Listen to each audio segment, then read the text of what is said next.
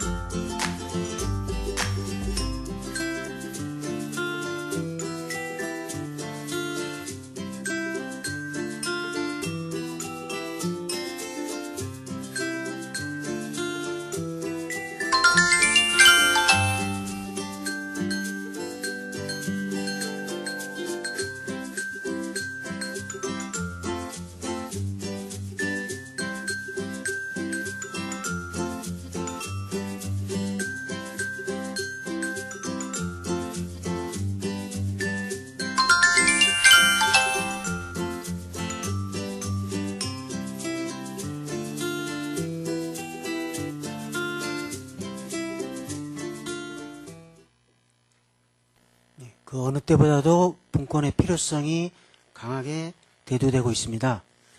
지역을 가장 잘 아는 지방정부의 자율성과 독립성이 커져야 진정한 지방자치가 실현될 수 있을 거라고 생각하고요. 지방분권에 대해서 많은 관심과 고민의 시간을 가져주시기 바랍니다. 지금부터 3월 열린 회의를 시작하겠습니다. 먼저 국민의례를 하겠습니다. 전면의 국기를 향해 일어서 주시기 바랍니다. 국기에 대하여 경례.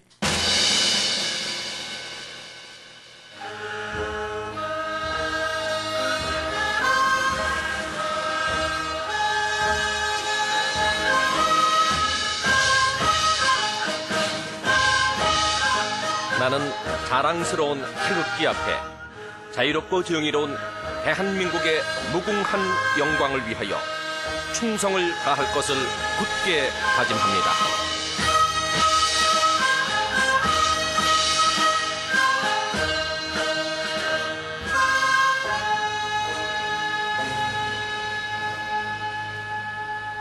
바로 모두 자리에 앉아주시기 바랍니다. 다음은 표창 수여식이 있겠습니다. 수상자는 앞으로 나와주시기 바랍니다.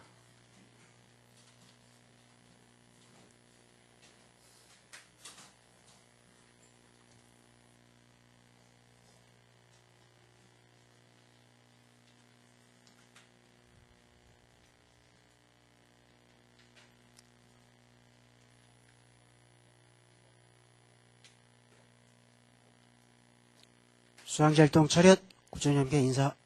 바로 상장 최우수 복지정책과 이 부서는 전 직원이 힘을 모아 맡은 바 업무를 적극 추진하여 2016년 주요 성과 종합평가에서 우수한 성적을 거두었기에 상장을 드립니다. 2017년 3월 27일 금천구청장 차성수. 부상은 현금 50만 원입니다.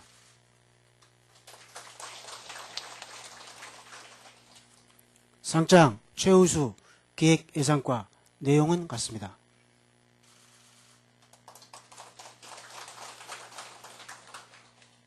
상장 최우수 도시계획과 내용은 같습니다.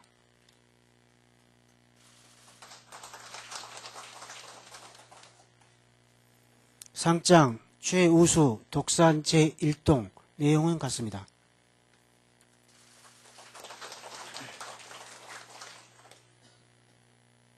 상장 우수 보건의료과 내용은 같습니다. 부상은 현금 30만 원입니다. 상장 우수 교육지원과 내용은 같습니다.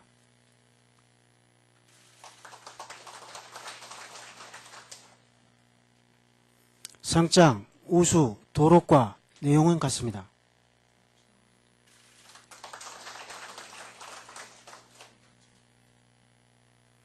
상장, 우수, 독산 제4동 내용은 같습니다.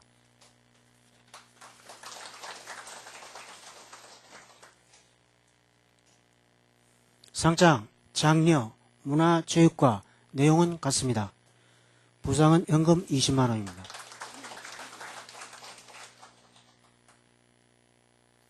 상장, 장려, 마을자치과 내용은 같습니다.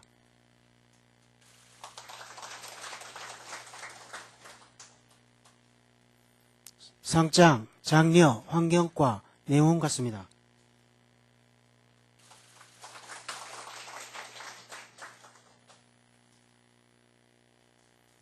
상장, 장려, 시흥 제1동 내용은 같습니다.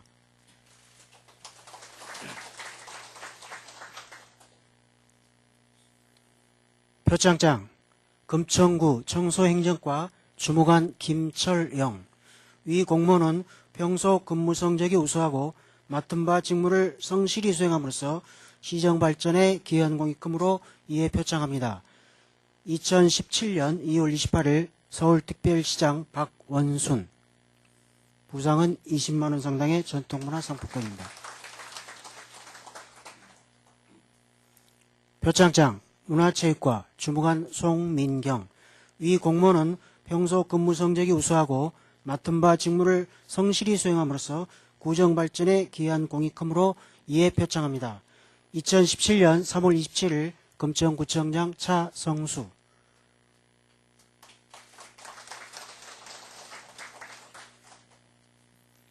표창장, 시흥 제1동 주무관 이승훈. 내용은 같습니다.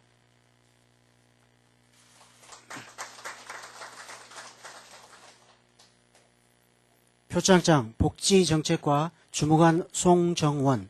위 공무원은 맡은 바 직무를 성실히 수행하고 적극적인 자세로 민원에 응대함으로써 친절봉사 행정구현에 기여한 공익금으로 친절가치 공무원으로 선정하여 이에 표창합니다. 2017년 3월 27일 금천구청장 차성수. 부상은 20만 원 상당의 전통문화 상품권입니다.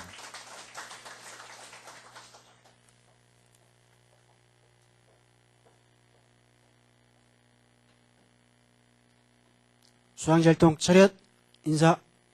바로 수상자는 자리로 돌아가시기 바랍니다.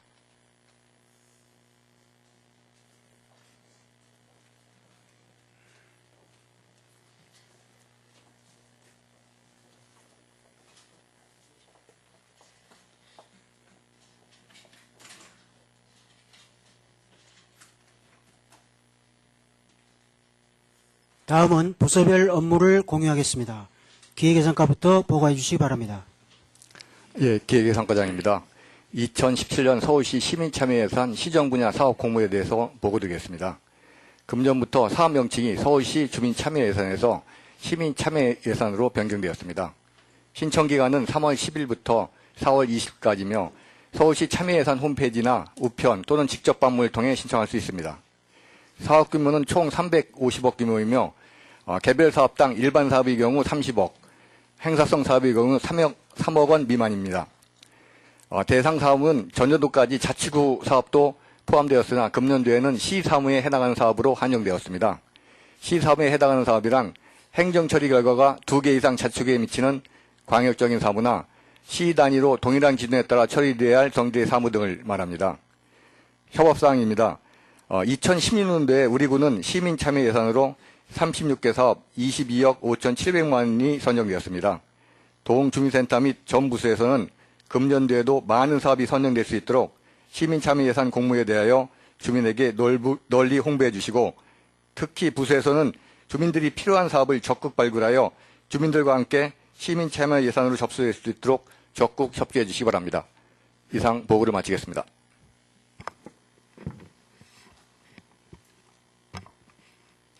지역혁신과장이 할머니학교 실행계획에 대해서 보고드리겠습니다. 할머니 학교 추진 배경은 고령화 사회에서 행복하고 자존감 있는 노후 생활을 위해서 지자체의 대응 노력과 나이 들음에 대한 새로운 인식 개선을 위해서 처음 시도하는 사업입니다.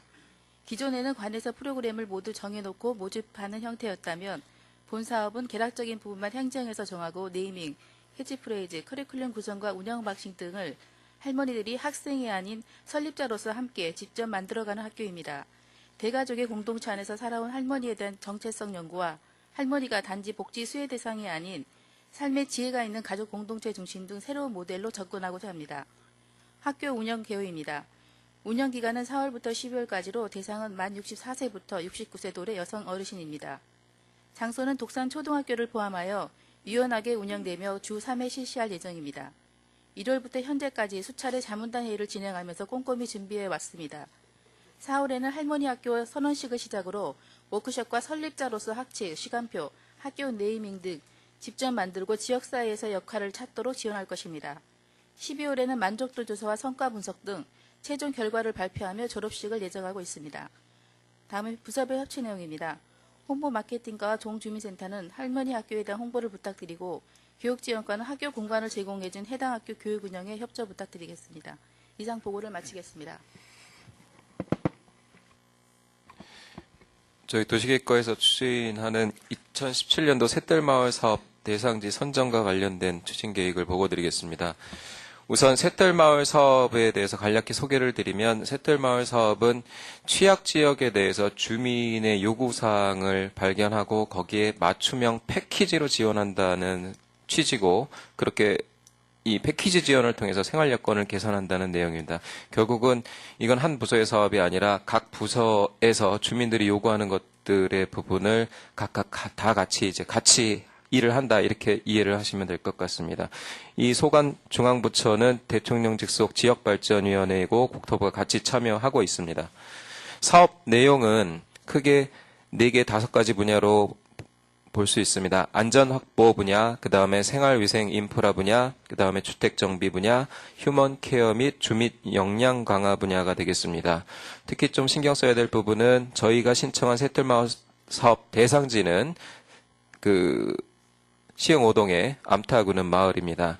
여러분, 여러 과장님들, 간부님께서 아시는 바와 같이 주택 여건, 그 다음에 생활위생 인프라 분야가 상당히 좀 취약한 지역이라는 특성 때문에 또 선정되기도 한 지역입니다. 그래서 이 지역에 대한 주택 정비와 그 다음에 휴먼 케어라고 해서 육아나 보육, 그 다음에 취업, 노인 돌봄 이런 모든 분야에 같이 일을 함께 해주셨으면 합니다. 저희 서울시 내에 선정된 곳은 2015년부터 진행해서 종로구 도남동 외에는 저희 금천구 시흥 5동이 2번째입니다. 총 국비 지원이 최대 50억 원까지 지원이 되고 여기에 미칭 지방비가 수반이 됩니다. 총 4년간 계획해서 2020년까지 완료를 목표로 진행을 하게 됩니다.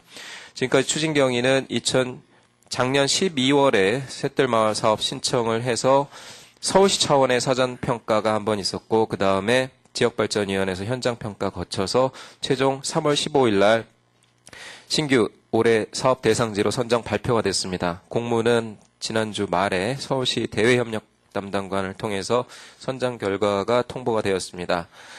3월 이제 마무리가 되고 4월에 이제 예산을 국비 지원을 받으면 전체적인 계획 수립하는 용역을 진행할 예정입니다. 이 용역은 결국은 주민의 요구들을 도출해내는 과정이 가장 중요하다고 생각을 하고 그 주민 요구에 맞게끔 각 부서에서 할 수 있는 일들을 함께 참여하고 발굴해냈으면 하는 바람입니다. 총 2020년까지 4년간 추진이 됩니다. 협업사항입니다. 지역 관할 시흥 5동이나 이제 마을자치과에서는 주민 참여 그 다음에 이쪽에 마을 활동가 지원이라든지 하는 부분들을 같이 할 수 있게끔 계속 관심을 가져주시고요. 나머지 기획예산과 주차관리과 도로과 포함한 모든 부서에서는 세부 사업 계획을 수립하는 과정에서 같이 관심 갖고 참여해 주셨으면 합니다. 이상 보고를 마칩니다. 말자치과정의 제19대 대통령 선거 추진에 대해 보고드리겠습니다. 선거일은 5월 9일이며 임시 공휴일로 지정되어 있습니다. 투표 시간은 06시부터 20시까지입니다.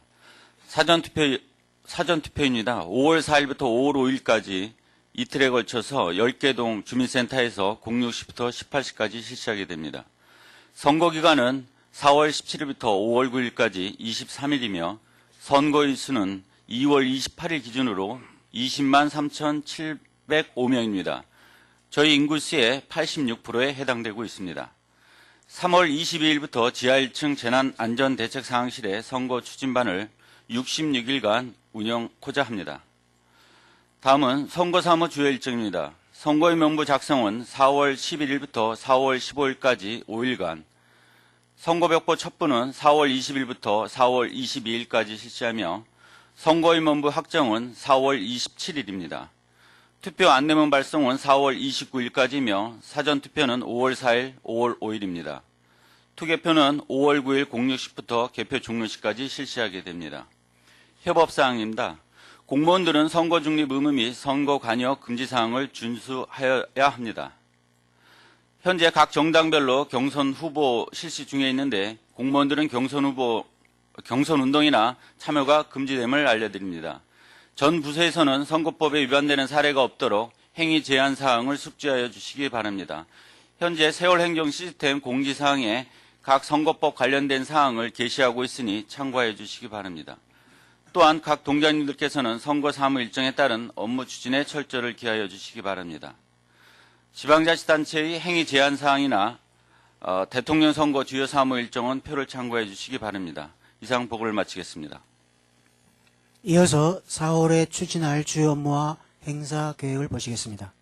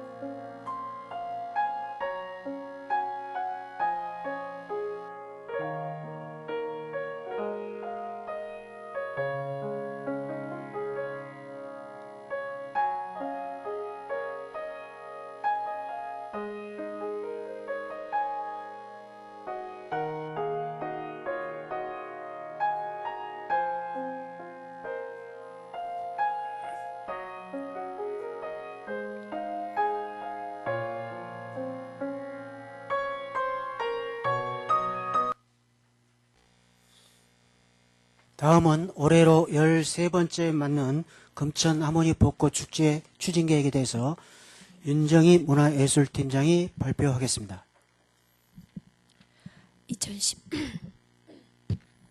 2017년 금천 하모니 벚꽃 축제 추진 계획에 대해 보고드리겠습니다. 기간은 벚꽃 개화 시기에 맞춰 4월 8일, 4월 9일 양 이틀간에 걸쳐 진행이 됩니다.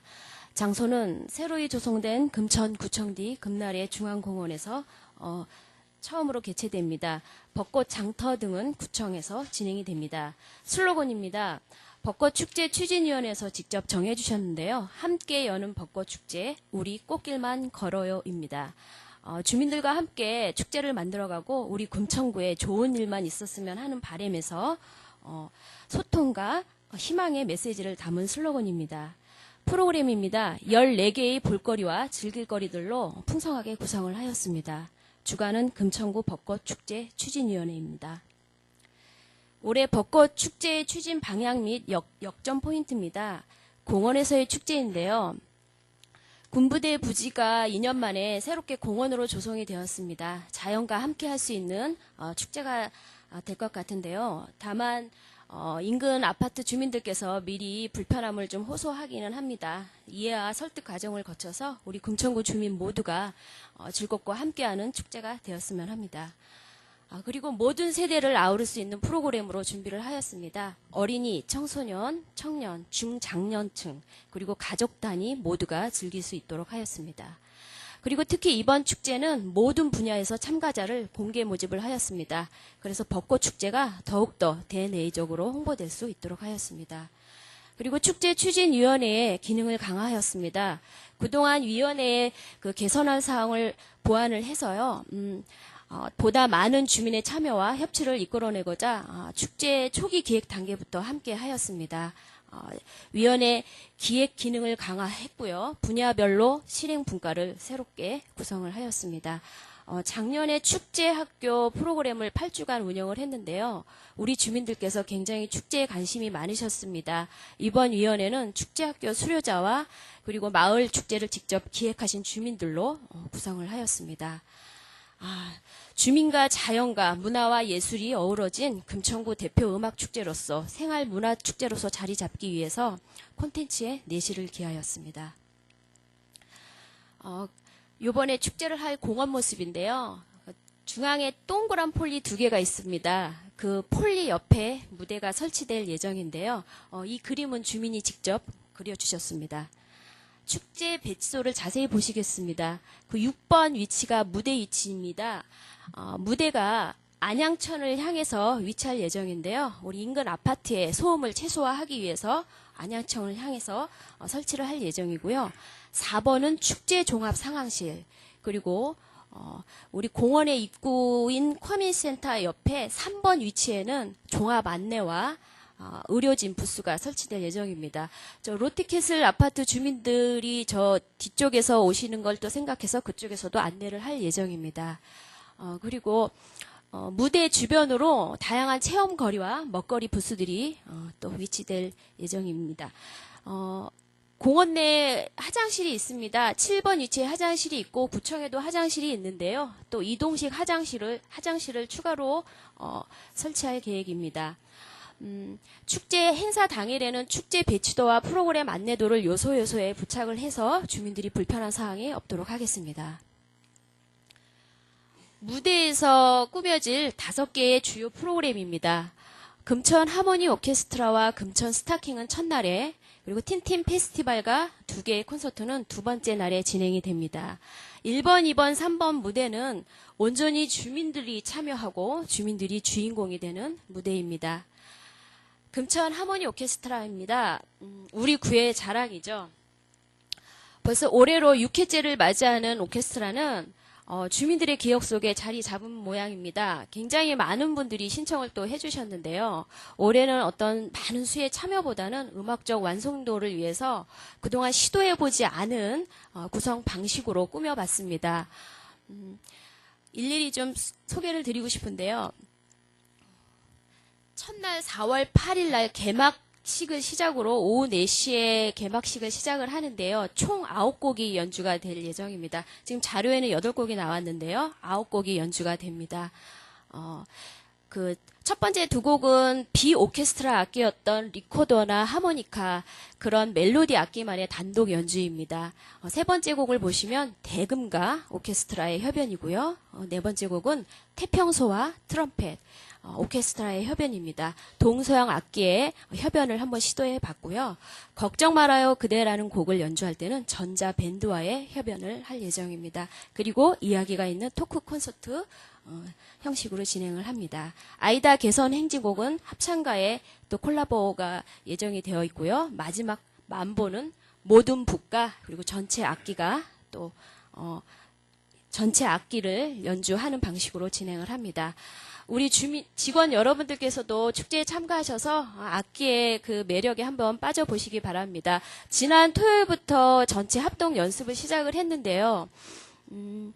우리 학생들을 연습을 지도해 주실 그 서포터즈 선생님들을 공개 모집을 했더니 관내에도 음악 강사분들이 많이 계시고 또 음대생들이 많이 있었습니다. 그리고 타 지역에서도 음악 강사분들이 신청을 많이 해주셨는데요. 우리 금천구에 이런 주민 대합주가 있다라는 사실에 굉장히 놀랍고 부러워했습니다. 그 연습 과정에서 굉장히 열정적으로 아주 재미나게 연습을 해 주셨습니다.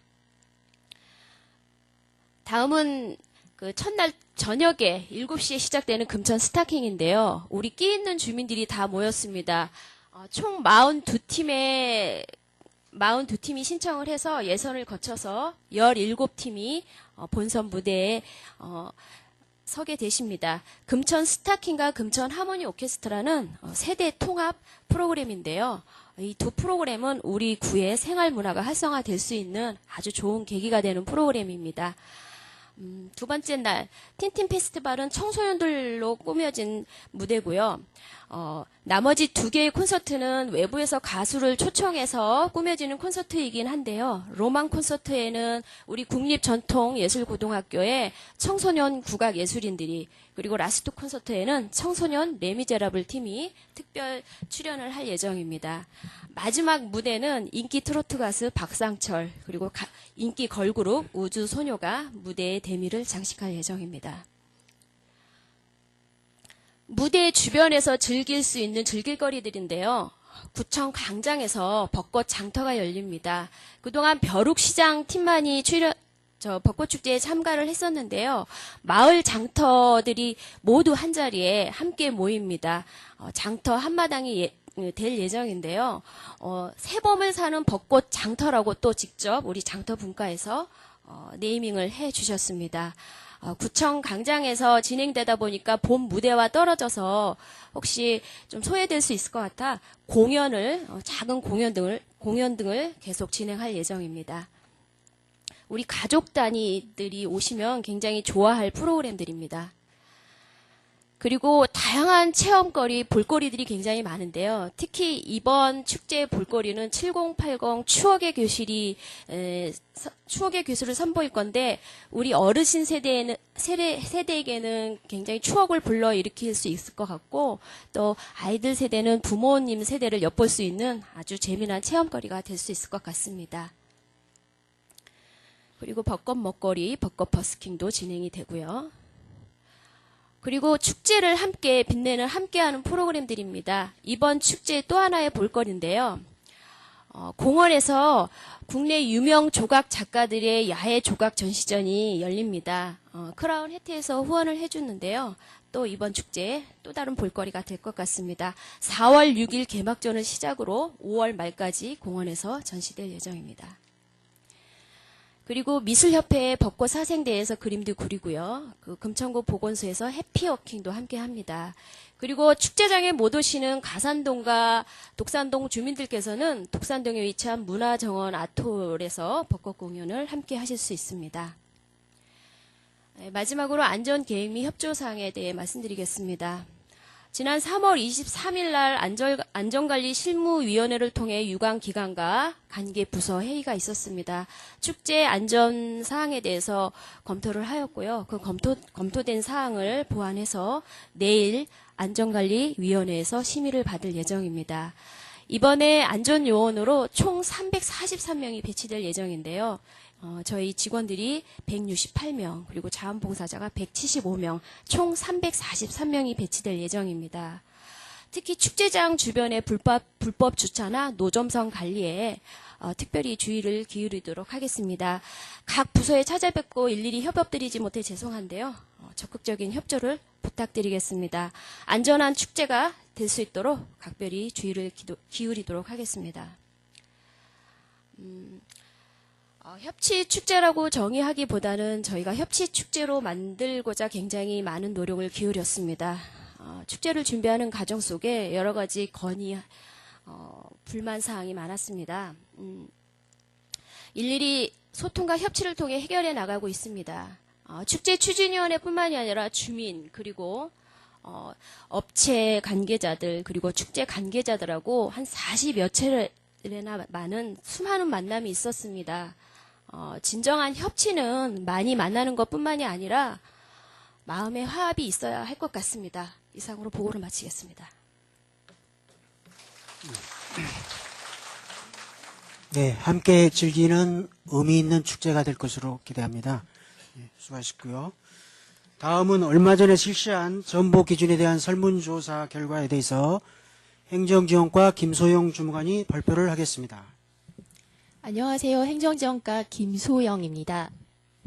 전보는 승진 다음으로 직원들이 가장 관심을 가지는 분야입니다. 그 전보 기준 설문조사 결과를 함께 공유하도록 하겠습니다. 설문 결과 종합, 항목별 설문 결과, 향후 전보 운영 방안 순으로 보고드리겠습니다.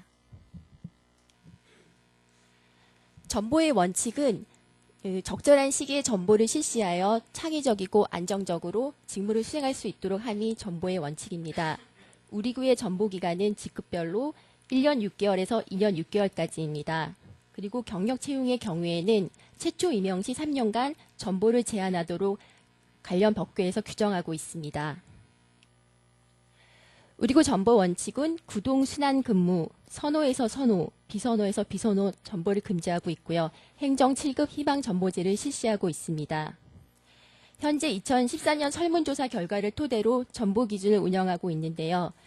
행정 환경 변화 등으로 선호, 비선호 부서 등 직원들의 의견을 다시 조사할 필요성을 느껴 설문조사를 실시하게 되었습니다. 2017년 3월 8일부터 10일간 설문조사를 하였고요.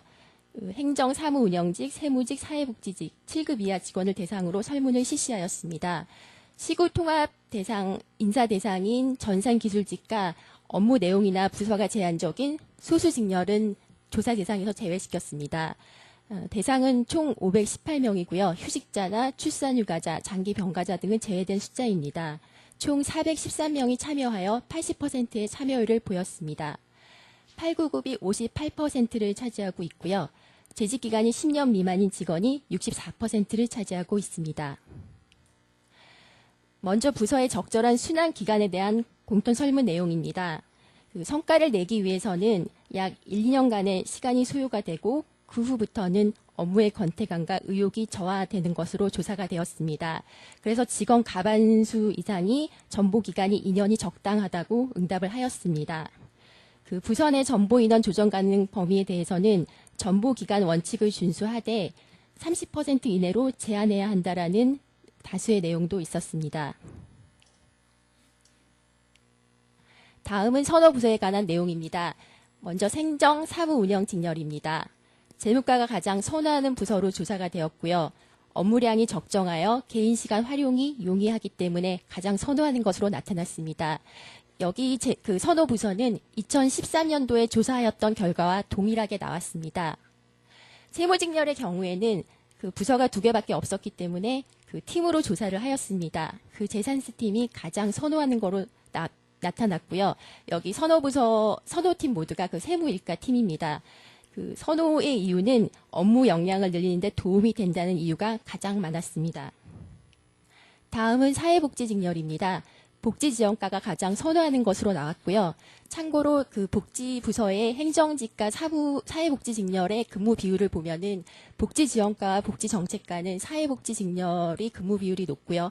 여성보육과와 사회복지과는 행정직렬의 근무 비율이 더 높습니다. 동주민센터는 시흥 3동 주민센터가 가장 선호도가 높게 나왔고요.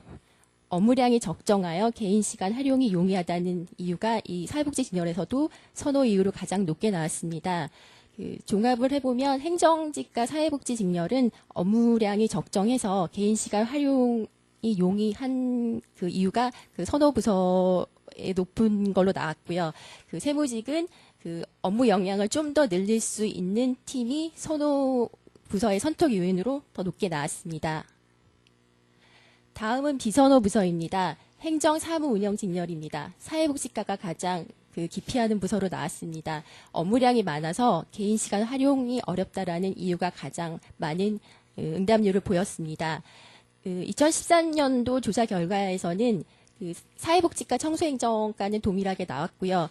그 교통행정과와 주차관리과 대신에 교육지원과와 마을자치과, 기획예산과가 더 그 비선호하는 것으로 이번에서는 조사가 되었습니다.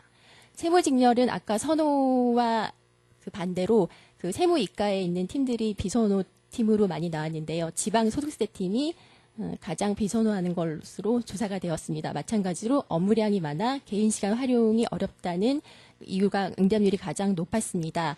3개 직렬 모두 비선호 부서에서는 그 업무량이 많아서 일가 가정을 양립하는데 그 뭔가 어려움이 있는 거에 대해서 그 비선호한다라는 그 응답률이 높았습니다. 그러니까 선호 부서와 비선호 부서를 그 선택하는 기준이 그 업무량에 따라서 일가 가정을 양립할 수 있는가에 대한 그 부분으로 직원들이 많이 기준을 삼아 선택을 한 것 같습니다.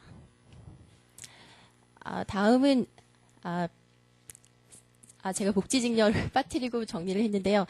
사회복지직렬은 아까 그 선호부서와 반대로 그 사회복지과가 가장 기피하는 부서로 나왔습니다. 이 사회복지과의 경우에는 행정직렬, 사회복지직렬 모두 비선호하는 것으로 나타났습니다. 그리고 시흥일동이 동주민센터는 가장 비선호로 나왔고요. 시흥일동, 시흥오동, 독산일동은 그 기초수급자 등 서비스 대상이 가장 많은 지역들입니다.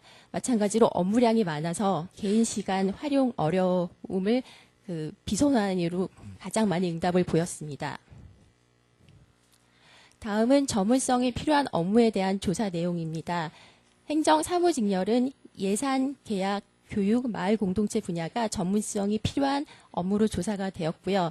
2013년도에도 예산, 계약, 교육 분야는 그 전문성이 필요하다는 내용 결과 자료에 들어가 있습니다. 그리고 사회복지직렬은 사례관리, 마을복지, 장애인복지, 복지 플래너 업무가 그 전문성이 필요하다고 조사가 되었습니다.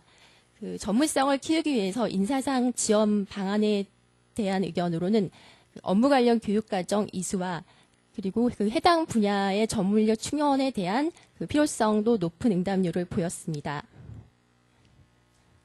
다음은 정보 방법에 대한 설문조사 내용입니다. 현재 실시하고 있는 행정 7급 희망정보제 시행에 대한 의견을 물어봤는데요. 과반수 이상이 긍정적으로 응답을 하였습니다. 그 만족도가 높지 않아서 폐지를 해야 된다는 의견도 24%가 있었습니다. 그리고 그 희망부서가 경합될 경우에 어떤 우선순위 고려 부분에 대해서는 현재 비선호부서 직원이 우선적으로 고려해야 된다는 의견이 가장 많았습니다. 그리고 비선호부서 전보기간을 별도 그 전보기간을 정하는 의견에 대해서는 1년 6개월 이상에서 2년 미만 기간이 압도적으로 많이 나왔습니다. 그리고 그 전보시 고려할 사항에 대해서 선호, 비선호, 부서 교차 전보와 직급별 선후배 균형 배치에 대해서 고려를 해달라는 의견이 가장 많았습니다. 지금까지의 그 설문조사 결과를 토대로 향후 정보 운영 방안에 대해서 설명을 드리겠습니다. 그 8급 이하에서는 그 다양한 업무 경험을 통해서 직무 능력 개발을 위해 그 전보 기간을 2년 6개월에서 2년으로 단축하는 것을 검토하겠습니다. 그리고 7급의 경우는 그 직급의 위치에 따른 업무 난이도라든가 책임도 그리고 설문 의견 또 타구 현황 등을 종합적으로 반영해서 기존 2년 6개월로 유지하는 것이 좋은 방향이라고 일단은 생각을 하고 있습니다. 타구 현황을 보시면 그 전보 기간이 3년인 구가 9개, 2년 6개월인 구가 9개 구입니다. 그리고 그 재직 기간이 짧은 하위 직급 직원들에 대해서는 1년 6개월에서 2년 정도의 전보 기간을 운영하고 있는 기관들이 있습니다. 전보 기준 보완 사항입니다. 현재 그 행정 7급 희망 정보제 희망부서 경합 시에 그 희망 그 부서 근무 경력이 없는 직원을 우선으로 고려해서 현 직급일, 최초 임용일, 생년월일 순으로 우선순위를 고려하고 있었는데요. 앞으로는 비선호 부서 직원을 우선적으로 고려하는 방향으로 검토하겠습니다. 다만 그 희망 부서가 직전 부서이거나 그저 부서인 경우는 제한을 하도록 하겠습니다. 그리고 그 8급 이하 직원 전보 시에도 비선호 부서 직원을 우선적으로 고려하여 부서에 배치할 수 있도록 신경을 쓰도록 하겠습니다. 그 모두를 만족시킬 수는 없지만 그 소통을 통해서 그 다수가 공감할 수 있도록 노력하도록 하겠으며 그리고 그 소수의 의견이라도 한 귀로 흘려듣지 않겠습니다. 공정하게 행함으로써 신뢰의 탑을 쌓고 그 전 구성원에게 전 과정을 공개함으로써 투명한 인사 시스템이 유지될 수 있도록 노력 최선을 다하겠습니다. 감사합니다. 네, 김선영 주임원 수고하셨습니다. 다음은 금천구 1인 가구 맞춤 대책에 대해서 기획예산과 정원일 주무관이 발표를 하겠습니다. 네, 안녕하세요. 기획예산과 정원일입니다. 오늘 발표 주제는 함께여서 더 행복한 금천구 1인 가구 맞춤 대책입니다. 먼저 발표 순서를 말씀드리겠습니다. 우리나라 전체와 서울시, 자치구별로 구분하여 가구 원수와 유형, 지역적 분포, 성별, 연령별, 주거 형태를 비교해 보도록 하겠습니다. 다음은 우리나라 1인 가구의 특성과 욕구조사 결과를 공유토록 하겠습니다. 마지막으로 2장과 3장의 내용을 토대로 핵심 과제 도출 과정을 보고드리고 세부 실행 계획과 과제별 사업 현황을 간략히 보고드리겠습니다. 먼저 3페이지입니다. 우리나라 전체 현황입니다. 우리나라는 평균 가구 원수가 2.53명입니다. 이는 2010년 2.68명보다 더욱 감소한 수치고요. 왼쪽에 그래프를 보시면 보라색 점선이 2010년, 파란색 실선이 2015년 평균 가구 원수입니다. 연결선의 범위가 축소되었다는 것은 전국적으로 평균 가구 원수가 감소하고 있음을 알 수 있습니다. 네, 다음은 주된 가구 유형입니다. 1990년부터 2005년까지 4인 가구가 가장 주된 가구 유형이었다면 2010년에는 2인 가구가, 2015년에는 1인 가구가 가장 주된 가구 유형으로 등장하였음을 알 수 있습니다. 다음은 전국 시도별 1인 가구 비율을 비교한 자료입니다. 전국 1인 가구 비율은 27.2%이며 서울은 이보다 더 높은 29.5%입니다.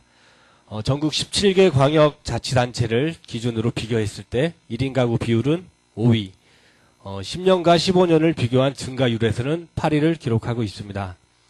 하단부의 주요 국가의 1인 가구 비율을 봐주시기 바랍니다. 미국, 영국, 일본, 노르웨이는 모두 우리나라보다 1인 가구 비율이 높게 나타나고 있습니다. 주요 선진 국가에서는 1인 가구 증가 현상을 우리나라보다 더욱 일찍 경험하고 있음을 알 수 있습니다. 당분간 우리나라의 1인 가구 증가 현상이 지속될 것으로 예상됩니다. 다음은 지역적 분포입니다. 1인 가구 비율을 농도를 달리하여 표시한 지도입니다. 과거와는 다르게 2015년 지도를 보시면 짙은 파란색이 전국 대부분의 지역에 표시되어 있음을 알 수 있습니다. 1인 가구 증가가 전국적인 현상임을 알 수 있는 자료입니다. 다음은 성별, 연령별 비교 자료입니다. 우리나라 전체 1인 가구는 여성이 50.2%로 남성보다 높게 나타나고 있습니다. 그러나 연령대별로 보시면 20, 30대, 40대, 50대에서는 남성 1인 가구 비율이 높게 나타나고 있으며 60대 이상에서는 여성 1인 가구 비율이 높게 나타나고 있습니다. 연령별로는 30대가 가장 많았고 70대 이상, 20대, 50대, 40대 순이었습니다. 그룹별로는 20, 30대가 가장 많았으며 40, 50대, 60대 이상 순이었습니다. 네, 다음은 주거 형태에 대한 자료입니다. 우리나라 전체 1인 가구는 절반이 넘는 52.1%가 단독주택에 거주하고 있었습니다. 연령대별로 비교해도 단독주택에 거주하는 비율이 모두 높았습니다. 단독주택, 아파트, 다세대 순이었습니다. 앞선 보고 내용이 우리나라 전체에 관한 현황이었다면 지금부터는 서울시 전체 현황을 비교해 보도록 하겠습니다. 다시 평균 가구 원수입니다. 서울시 평균 가구 원수는 2.48명입니다. 앞에서 우리나라 2.53명보다 더 적은 수치를 보여주고 있습니다. 우리 구는 2.38명으로 서울시 평균 가구 원수보다 더 적게 나타나고 있으며 타구와 비교했을 때 15위 수준입니다. 평균 가구 원수가 많을수록 순위는 높게 나타나고 있습니다. 다음은 주된 가구 유형입니다. 우리나라 전체적으로 1인 가구가 가장 주된 가구 유형으로 등장한 시기가 2015년도였다면 서울시는 이미 2010년부터 1인 가구가 가장 주된 가구 유형으로 등장하였습니다. 구별 1인 가구 비율과 증가율을 비교해 보겠습니다. 서울시 1인 가구 비율은 29.5%입니다. 우리 구는 33.4%로 타구와 비교하여 1인 가구 비율상으로는 9위, 10년과 15년을 비교한 증가율로는 4위에 해당되고 있습니다. 우리 구의 1인 가구 증가 속도가 타구에 비해 빠르다는 사실에 주목할 필요가 있을 것 같습니다. 다음은 다시 구별 1인 가구 분포를 농도를 달리하여 표시한 자료입니다. 관악구가 43.9%로 가장 짙은 초록색을 보여주고 있습니다. 우리 구는 33.4%로 세 번째 그룹에 해당되고 있으며 대학교가 많거나 회사가 많은 지역, 서울 중심 지역에 1인 가구가 밀집되어 있음을 알 수 있습니다. 다음은 다시 성별로 비교해 보겠습니다. 서울시 전체적으로 역시 여성 1인 가구가 남성보다 높게 나타났습니다. 이는 우리나라 전체 성별을 비교한 비율과 동일하게 나타났고요. 특히 강남구가 여성 1인 가구가 가장 많은 구로 나타났습니다. 반면 우리 구는 여성 1인 가구가 가장 낮은 자치구였습니다. 그래서 다시 연령대별로 비교를 해보았습니다. 결론부터 말씀드리면 우리 구는 전 연령대에서 타구와 비교하여 여성 1인 가구 비율이 낮은 편이었습니다. 연령대별로 보시면 남성 비율이 높은 연령대는 20, 30대, 40대, 50대였으며 여성 비율이 높은 연령대는 60대 이상이었습니다. 이는 우리나라 전체 평균과 서울시, 금천구 모두 동일한 비율이었습니다. 다시 서울시 전체 1인 가구의 연령별 구성비를 비교해 보겠습니다. 30대가 가장 많았으며 20대, 40대, 50대, 70대 이상 순이었습니다. 그룹별로는 20, 30대가 가장 많았고 40, 50대, 60대 이상 순이었습니다. 다음은 자치구별 비교 자료입니다. 우리 구 1인 가구는 구성비를 보시면 20, 30대가 38.5%로 가장 많았습니다. 다음이 40, 50대, 60대 이상이었습니다. 이는 서울시 전체 연령대별 구성비와도 동일한 비율을 유지하고 있었습니다. 타구와 비교하여 1인 가구 비율을 비교해 볼 때 20, 30대는 자치구 12위, 40, 50대는 자치구 3위, 60대 이상은 자치구 2위로 나타났습니다. 타구와 비교해 볼 때 중장년층 이상의 1인 가구가 우리 구에 많이 거주하고 있음을 알 수 있는 자료입니다. 다음은 서울시 전체 424개 행정동을 1인 가구 비율로 비교한 자료입니다. 광진구의 화양동이 1인 가구 비율이 가장 높게 나타났으며 관악구 신림동, 서대문구 신촌동, 관악구 대학동 순이었습니다. 모두 아시다시피 우리 구 가산동이 11위에 랭크가 되어 있었고요. 독산 1동 역시 57위로 1인 가구 비율이 상당히 높은 행정동으로 나타났습니다. 동별 연령대별로 구성비를 비교해 보았습니다. 가산동과 독산 1동은 20, 30대가 가장 많았습니다. 반면 독산 3동, 독산 4동, 독산 2동, 시흥 5동, 시흥 1동, 시흥 4동은 40, 50대의 구성비가 높았으며 시흥 3동과 시흥 2동은 60대 이상의 1인 가구가 많이 거주하고 있었습니다. 참고적으로 1번 인구주택 총조사 자료와 주민등록 시스템상의 그 수치에 약간의 차이가 있음을 알 수 있습니다. 기준 일자의 차이도 있지만 인구주택 총조사 자료는 실거주자 개념의 자료이며 주민등록 전산에서 뽑은 자료는 재외국민과 거주 불명자가 함께 합계된 수치입니다. 따라서 구성 비율이 20, 30대와 40, 50대의 순위가 약간 변동이 되고 있으나 큰 차이는 없습니다. 다음은 서울시 1인 가구의 주된 거주 유형입니다. 우리나라 전체 1인 가구의 주된 거주 유형과 동일하게 단독주택에 거주하는 비율이 가장 높게 나타났으며 이는 전 연령대에서 동일한 비율이었습니다. 다음은 구별 주거 형태를 비교해 보겠습니다. 먼저 전체 가구를 기준으로 서울시는 아파트에 거주하는 비율이 가장 높았습니다. 그러나 우리 구는 아파트보다 단독주택에 거주하는 비율이 더 높게 나타났습니다. 1인 가구만 놓고 봤을 때 서울시와 금천구 모두 1인 가구는 단독주택에 가장 많이 거주하고 있음을 알 수 있습니다. 다음은 우리나라 1인 가구의 특성에 관한 자료입니다.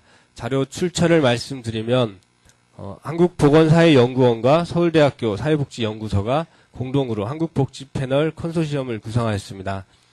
해마다 주제를 달리하여 연구 논문을 발표하고 있고요. 2015년 3월 발표된 자료로 1인 가구 7,000가구를 표본으로 추출하여 조사원이 직접 면접 조사한 자료입니다.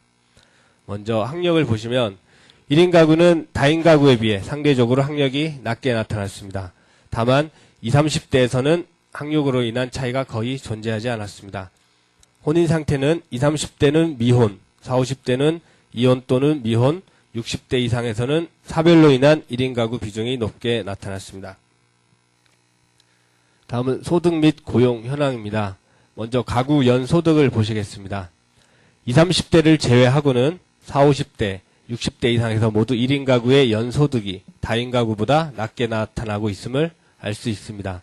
반면 기초보장수급률은 다인 가구에 비해 모두 높게 나타나고 있습니다. 자가 소유율 역시 1인 가구는 다인 가구에 비해 모두 낮게 나타나고 있습니다. 특히 40, 50대에서는 국민연금 납부율, 고용보험 가입률, 퇴직연금, 개인연금 가입률 모두 다인 가구에 비해 낮게 나타나고 있습니다.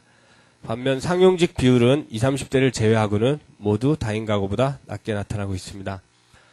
청년층을 제외하고는 중장년층의 경제적인 충분성과 자산의 안정성이 낮은 걸로 나타났습니다. 다만 청년 1인 가구 20, 30대에서는 상용직 비율이 다인 가구보다 높은 반면 임시직, 일용직, 실업자 비율은 다인 가구보다 더 높게 나타나고 있습니다.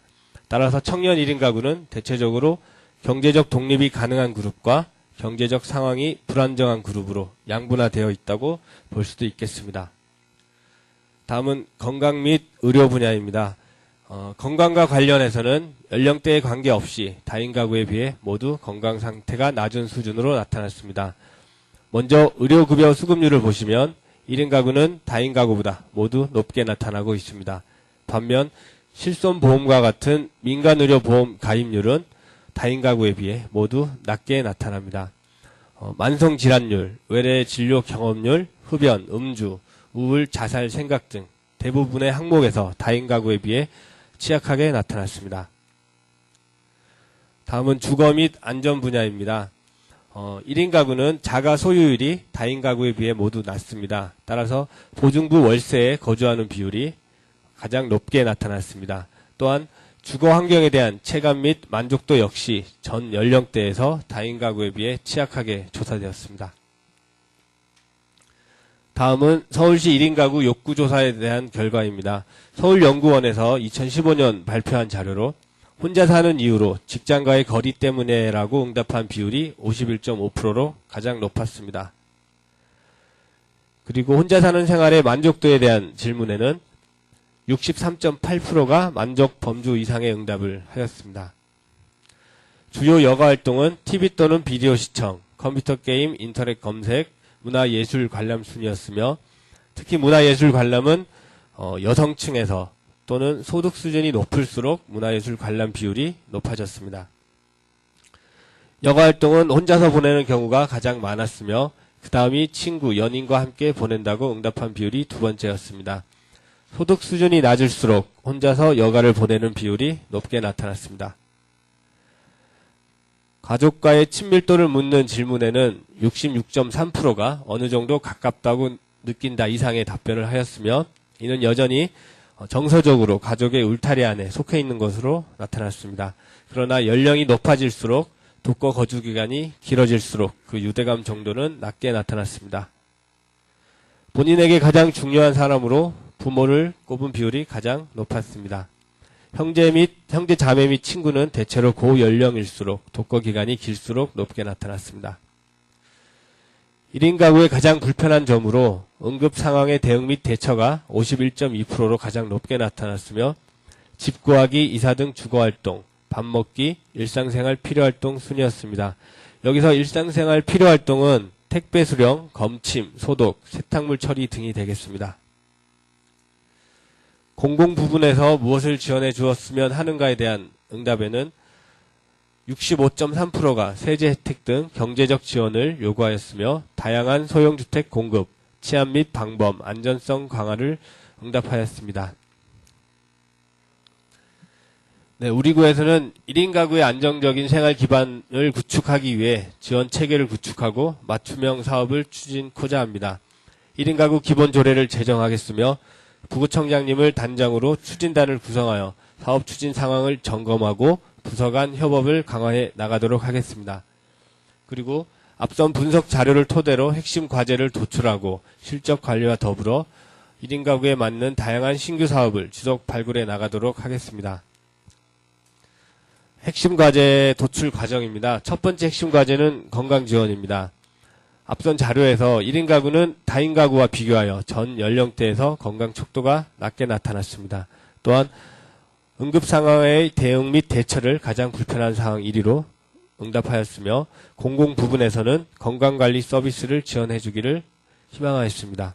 이에 1인 가구에 대한 건강 및 의료 분야 지원이 필요할 것으로 판단됩니다. 두 번째 핵심 과제는 커뮤니티 지원입니다. 1인 가구의 주된 여가 활동은 TV 시청이었으며 혼자서 보내는 경우가 가장 많았습니다. 또한 밥 먹기, 일상생활 필요활동, 여가활동, 문화생활, 체육생활에 대한 불편함을 호소하였고 공공 부분에서는 문화생활 공간을 확충해 주기를 희망하였습니다. 따라서 1인 가구에 대한 소통 및 상호 교류, 문화 및 체육 활동에 대한 지원이 필요할 것으로 판단됩니다. 세 번째 핵심 과제는 주거 지원입니다. 1인 가구는 다인 가구와 비교하여 보증부 월세가 차지하는 비율이 현저히 높게 나타났습니다. 또한 주거 환경 및 안전 항목에서도 다인 가구와 비교하여 취약하게 나타났습니다. 또한 1인 가구 욕구조사 결과 중에는 집 구하기, 이사 등 주거 활동이 가장 불편한 상황 2위에 올라가 있었고 공공 부분에서는 다양한 소형주택을 공급해 주기를 희망하였습니다. 따라서 1인 가구에 대한 주거 안정과 주거 환경 개선이 필요할 것으로 판단됩니다. 네 번째는 사회 안전망 구축입니다. 1인 가구는 치안 및 방범을 강화해 줄 것을 공공 부분에 희망하였고 특히 우리 구는 여성 1인 가구 비율이 타구와 비교하여 전 연령대에서 최하위 수준이었습니다. 보통 여성 1인 가구는 생활 및 문화 인프라 시설이 충분히 확보되어 있거나 안전 체감도가 높은 지역을 선호하는 것으로 나타났습니다. 따라서 1인 가구에 대한 안전, 특히 여성 중심의 정책을 추가한 안전 대책이 필요할 것으로 판단됩니다. 마지막 핵심 과제는 일자리 지원입니다. 1인 가구는 다인 가구와 비교하여 소득 및 고용 현황에서 상대적으로 취약하게 나타났습니다. 또한 1인 가구는 세제 혜택 등 경제적 지원을 공공 부분에서 지원해 주기를 희망하였습니다. 다음은 세부 실행 계획입니다. 앞에서 간략하게 말씀드렸기 때문에 넘어가도록 하겠습니다. 여기서 저희가 앞으로 1인 가구에 대한 다양한 신규 사업을 지속 발굴해야 되는 과제가 있습니다. 그래서 저희는 금천구 제한 공모 제도와 연계하여 1인 가구 맞춤 사업 공모전을 시행할 계획입니다. 금천 구민과 우리 구 직원을 대상으로 다양한 1인 가구 사업들이 나타날 수 있도록 의견을 수렴토록 하겠습니다. 또한 국내외 우수 사례를 벤치마킹하고 각종 공모사업과 연계하여 추진토록 하겠습니다. 추진 체계는 자료를 참고해 주시기 바랍니다. 마지막으로 사업 현황입니다. 현재까지 우리 구 1인 가구에 대한 사업은 총 36개 사업입니다. 이 중 중점 사업이 19개, 일반 사업이 17개입니다. 중점 사업을 선정한 기준은 1인 가구 맞춤 사업 여부 또는 신규 사업 그리고 사업의 필요성과 효과성을 종합적으로 판단하여 결정하였습니다. 시간이 없는 관계로 세부 사업에 대한 내용은 자료를 참고해 주시기 바랍니다. 첫 번째 건강지원 과제에 대한 사업은 총 10개 사업이며 커뮤니티 지원 사업은 8개 사업, 주거 지원 사업은 7개 사업, 사회 안전망 구축 사업은 8개 사업, 일자리 지원 사업은 3개 사업이 되겠습니다. 지금 서울시에서 1인 가구 실태조사 및 기본계획 용역을 시행 중에 있습니다. 10월까지 용역 기간이며 용역 결과를 토대로 우리 구에 맞는 1인 가구 맞춤 및 실행 계획을 수립 보완토록 하겠습니다. 1인 가구에 대한 자료를 준비하면서 민간에서는 이미 1인 가구 증가 현상에 발빠르게 대응하고 있음을 알 수 있었습니다. 최근 언론 기사에 GS 리테일과 같은 편의점을 주요 매출로 삼고 있는 유통업체의 연 매출액이 백화점과 같은 대형 유통업체를 제치고 1위로 등극했다는 기사도 있었습니다. 그리고 금융 상품 중에는 1인 가구를 위한 적금, 펀드 상품이 출시되었고 심지어 주식시장에서는 1인 가구 테마주라는 용어까지 등장하기 시작했습니다. 이렇게 민간 부분에서는 발빠르게 대응을 하고 있었고 이제는 공공 부분에서도 1인 가구에 대한 다양한 정책과 사업들이 본격적으로 추진되어야 할 시기가 아닌가 생각됩니다. 오늘 발표가 1인 가구에 대한 현황과 특성을 공유하고 우리 구 사업들을 체계적으로 추진해 나가는 계기가 되었으면 좋겠습니다. 경청해 주셔서 감사합니다. 예, 심한 감기에도 불구하고 많은 준비와 수고를 해준 정원일 주무관에게 특별히 박수 다시 한번 부탁드리겠습니다.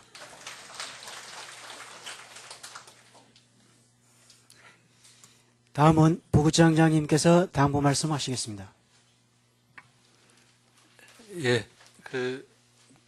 지난 겨울에는 별로 눈도 없고 이래서 예년 가구 수량이 한 반 정도밖에 되지 않았다고 합니다. 그래서 제설 대책 부서에서는 큰 문제 없이 지나갔지만은 산불이 많이 발생을 하고 있다고 합니다. 특별히 산불 예방 과 관련해서 우리가 할 수 있는 부분들에 대해서 좀 적극적으로 추진해 주시고 또 초동 진압을 위해서도 미리 같이 합동 훈련이나 이런 부분에 신경을 써주시기 바랍니다. 아시는 바와 같이 5월 9일 대통령 선거 날이 지금 이제 40여일밖에 남지 않았습니다. 그동안에 저희들이 특히 좀 주의를 해야 될 분야가 안전관리 분야라고 생각이 됩니다. 아까 말씀드렸던 산불 예방이나 이런 부분도 마찬가지고 그 외에도 저희들이 5월 9일까지 어떤 안전사고가 한 건도 발생하지 않도록 좀 주의를 당부드립니다. 우선은 그동안의 안전관리계획 수립이라든지 아니면 국가안전대진단 과정에서 시설물이나 건축물에 대해서는 어느 정도 좀 점검도 하고 그에 대해서 약간 조치도 하셨을 거로 생각이 됩니다만 그런 좀 큰 분야 아니더라도 소소한 분야에서 안전사고의 위험성이 많은 분야에 대해서는 특히 좀 관심을 가지고 점검이나 그 다음에 순찰이나 이런 부분을 강화해 주시기 바랍니다. 아까 말씀드린 산불 외에도 지금 지방에서도 많이 발생하고 있는 재래시장 화재 문제에 대해서도 보다 좀 자주 방문하시고 그 다음에 지금 계획하고 있는 여러 가지 전기나 가스나 이런 안전점검 같은 것도 꼼꼼하게 진행해 주시기 바랍니다. 그리고 오늘 발표도 있었지만은 우리 벚꽃 축제 그리고 다른 행사에 있어서도 안전사고가 없도록 시설물 설치라든지 그다음에 주민 안내라든지 이런 부분에서 사고가 발생하지 않도록 더 각별히 좀 유의해 주시고요. 지난번 시의 행정 이 부시장께서 말씀하셨지만은 우리 큰 공사 말고 작은 소규모 건축공사에서도 좀 사고가 나지 않도록 각별히 이렇게 챙겨달라는 당부 말씀이 있으셨습니다. 지금 제가 말씀드렸던 이런 분야에 대해서 5월 9일 대선 전까지 작은 사고라도 발생하지 않도록 보다 각별히 유의해 주시기를 당부드리겠습니다. 다음은 구청장님께서 당부 말씀하시겠습니다. 네, 축제하고 전보기준 그리고 1인 가구에 대해서 쭉 발표했는데 혹시 질문하실 거 있으면 질문해 보세요. 아니면 새로운 제안을 하실 게 있으면 제안을 하시든가. 축제에 대해서 먼저. 회의 자료 미리 받으셨죠? 아무 생각이 없는, 혹시 좋은 제안 있으면 해보세요. 궁금하신 거 물어보거나.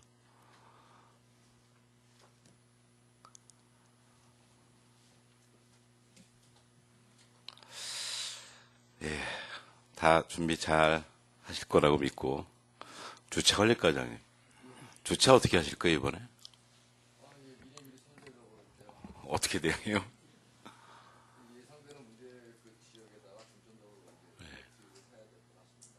작년하고 달라진 게 공간도 달라졌지만요. 주차 환경이 가장 나빠졌어요. 그죠? 작년에는 군부대 부지에 주차를 좀 할 수 있었는데 이제 주차할 데가 없어요. 그죠? 그래서 저희가 주차 공간이 이게 사실은 구청 안에밖에 없어서 뭐 연주자들도 악기를 들고 많이 와야 되고 뭐 이런 상황인데 어떻게 대처할지를 잘 모르겠어요. 제가 구체적으로 보고받은 바가 없어서 어떻게 해요? 예. 조금 더 고민하셔서 대체로 축제 자체는 잘 되는데 뭐 주차 전쟁 하느라 뭐 먹거리 장터에서 싸우느라 이러면서 사소한 데서 사실은 축제에 대한 이미지 전체가 흐려지는 경우가 많이 있습니다. 그래서 관련해서 협조해야 될 부서가 좀 더 적극적으로 자기 일처럼 협조해 주시는 게 필요하다 이렇게 생각하고요. 특히 축제 당일 그 다음날 이틀 동안 어쨌든 구청 지하주차장에 직원들 차량에 서 있지 않도록 각별하게 관심 갖고 그렇게 조치하시고 관련해서 좀 치밀하게 미리 대책을 세워주시기 바랍니다. 전보 기준은 제가 결제한 것도 아니고 아직 사인하지 않았기 때문에 인사팀 생각이 저렇다는 얘기입니다. 그래서 사실은 과장님들 얘기를 좀 듣고 과장님, 동장님들 얘기를 듣고 최종적으로 판단을 해야 되는데 오늘 그런 순서가 빠졌어요. 뭐 발표만 하고 바로 무슨 뭐 부총장, 부총장님 지시 이런 식으로 돼서 전혀 과장님들의 의견을 들을 기회가 없었습니다. 우리 유병광 과장님 전보 기준에 대해서 어떻게 생각하세요? 쭉 들으셨는데. 글쎄요, 여기 저희 과장 입장에서 사실은 여기 일 잘하는 직원이 제일 중요한 것 같은데요. 네, 사실은 좀 이렇게 어려운 부서에 보면은 그 일 잘하는 직원이 좀 많이 없고 이렇게 좀 이렇게 말썽 부리는 직원이 가는 경우도 많이 있습니다. 그래가지고 그런 거를 좀 이렇게 근분하게 좀 배분할 수 있는 그런 보완책도 좀 필요한 것 같고요. 2년 아까 6개월이 짧다고 했는데 사실은 제 입장에 한 적당한 게 8급이라도 2년 6개월이면 적당하다고 생각하고요. 2년이면 너무 짧은 거 본인들이 그 업무를 숙지하려면 보통 1년에서 1년 6개월 걸리는데 2년 6개월을 줄이면 더 문제가 생기지 않을까 이런 생각이 듭니다. 네. 최상원 과장님 어떻게 생각하세요? 네. 저희 부서가 이번에 보니까 제일 근무하기 어려운 부서로 이렇게 평가됐더라고요. 뭐 직원들 얘기를 종종 들어보면은 그 신규 직원들을 많이 배치한 것 같습니다. 그 근무 여건이 어려워서 아까 인사팀에서도 뭐 기피 부서다 보니까 서로 안 가려고 하다 보니까 그렇게 신규 직원을 많이 배치했다고 그러는데요. 그 앞으로 그런 부분을 좀 고려해 주셨으면 합니다. 네. 안 가려고 하는 거에 대해서 무슨 대책을 좀 찾아야 되는 거 아니에요? 금평에 가점을 주든 뭐 무슨 대책이 있어야 될 거 아니에요?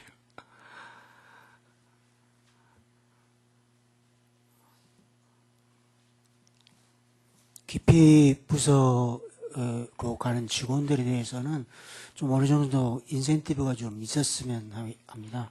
지금 저희 기획예산과 같은 경우도 이제는 기피 부서로 지금 분류가 된 부서 아닌데 기피 본인들이 부서입니다. 기피 부서라고 하지 뭐. 실제로 저희도 이제 좀 일을 좀 할 수 있는 직원들을 이렇게 얘기를 하다 보면은 거의 대부분 안 오려고 하거든요. 그래서 뭐 좀 일이 좀 돌아가게 하려면은 팀장님이 지금 사회를 봐도 시원찮을 때 자기과 얘기를 하면 안 되고 새로 기피 부서로 등극한 우리 마을자치과 한번 얘기해 보세요.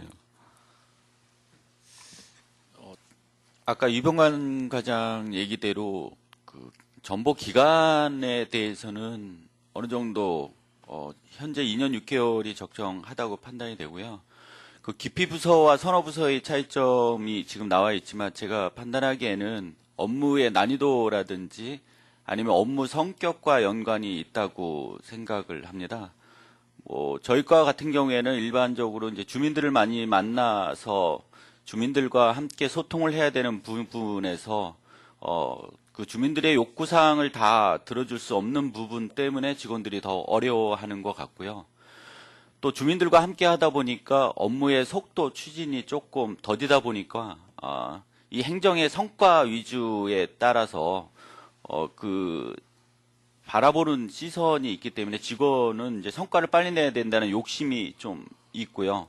근데 업무 추진은 조금 늦고 합니다. 그래서 저 개인적인 생각에는 일단 뭐 전보 기간도 중요하지만 업무 성격에 따른 업무에 따라서 팀에 따라서 뭐 전문가이라든지 아니면 그 역할을 할 수 있는 적정한 직원 배치가 우선적으로 고려돼야 된다고 생각을 합니다. 말씀을 복잡하게 하셔서 어떻게 해야 되는 얘기인지 잘 모르겠어요. 일단 그 전보 기간은 2년 6개월 이하로 가게 되면 업무 성격 때문에 조금 그럴 것 같고 2년 6개월이 예. 적당한 것 같습니다. 그리고 업무 특성에 따라서 조금 전문관이라든지 아니면 그 업무에 맞는 적정 직원을 배치를 해줘야 된다고 봅니다. 예. 한결같이 선호부서로 꼽히는 우리 재무과장님. 글쎄요, 재무과가 선호부서로 꼽히는 이유는 이제 제가 재무과를 근무해 보니까 그 실제 계약이나 지출은 그 내부적으로 일이 많아요. 그래가지고 늦게까지 일을 하는데 그 이유 중에 하나가 대민 업무를 하지 않는다. 그러니까 요즘 이제 민원 문제가 많이 생기기 때문에 이제 그런 것 때문에 좀 선호부서로 이렇게 직원들이 뽑지 않나 이렇게 생각을 하고 있습니다. 그리고 그 계약이나 지출은 예전에는 회계비리 방지를 하기 위해서 2년으로 이렇게 다른 직원은 2년 6개월이지만 2년으로 지금 했거든요.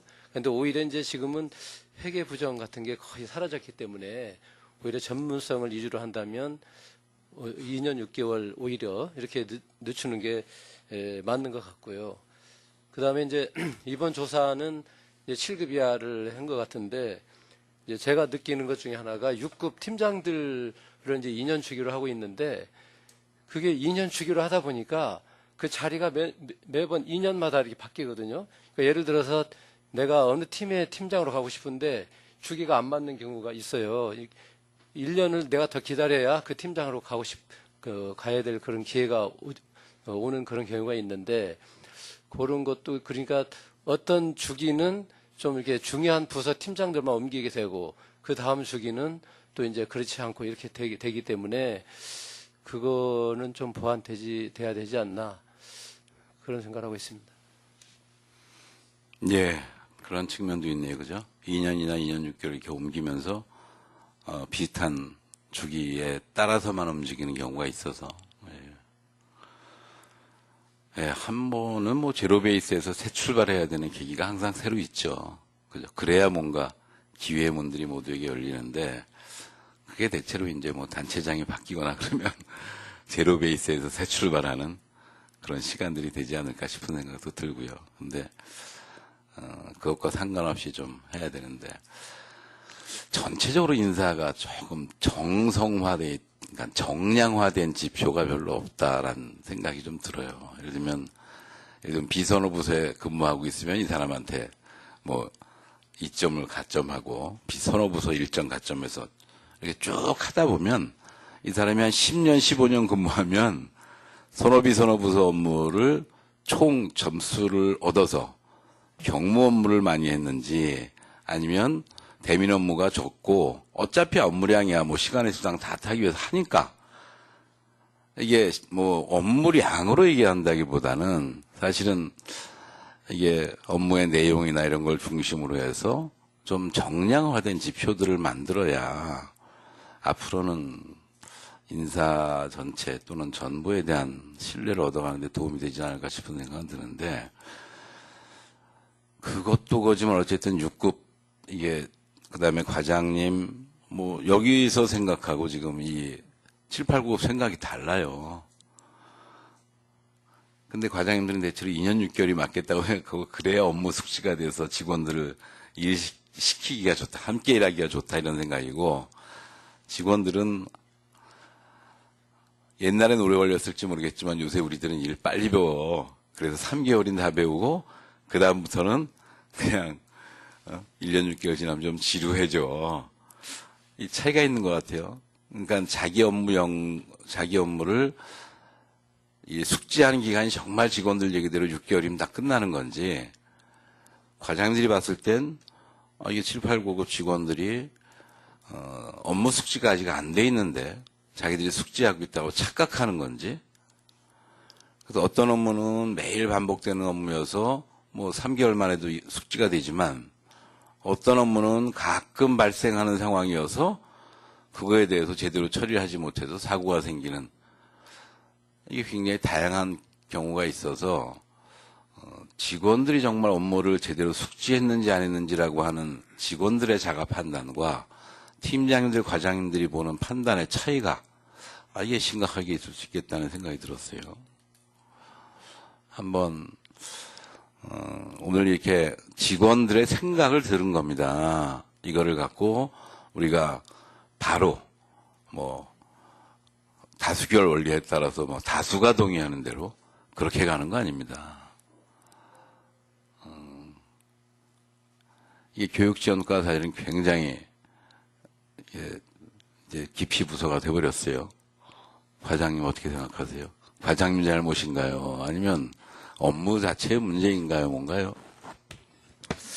그 발표 듣고 저도 반성은 했습니다. 과장 잘못도 조금 있으리라는 생각이, 과장이 좀 그 업무를 여유롭게 직원들하고 같이 잘했으면은 좋았을 것이라는. 과장님 탓은 예. 아닌 것 같아요. 연속해서 비선호 부서로 가는 거 보면. 예. 그런 것 같고요. 이제 아까 저는 근무 연한을 항상 장기, 저의 경험에 의하면은 저는 대부분 부서를 3년 이상 어떻게 하다 보니까 근무해서 이제 몇 개 부서를 근무를 안 해봤는데요. 아까 유병관 과장님 하신 말씀하고 우리 한만석 과장님 말씀 두 가지를 결합한 것에 저는 동의를 하거든요. 그래서 업무가 좀, 저희 과 같은 경우는 가령 평생교육 분야는 평생교육사들이 계속 그 자리에서 근무를 합니다. 또 전문관이라는 제도가 있어서 전문관이 근무하고 있고요. 그랬을 때 저는 직원은 한 분야에서 제 경험과 또 우리 과 상황을 봤을 때 장기 근무하는 것이 좋다고 저는 생각하거든요. 특히 요즘은 주민들의 그 요구 수준이 전과 다릅니다. 그래서 단순히 전에는 행정 업무만 처리하면은 3개월, 6개월이면 충분히 배워서 하죠. 근데 지금 주민들의 요구 수준은 그렇지가 않습니다.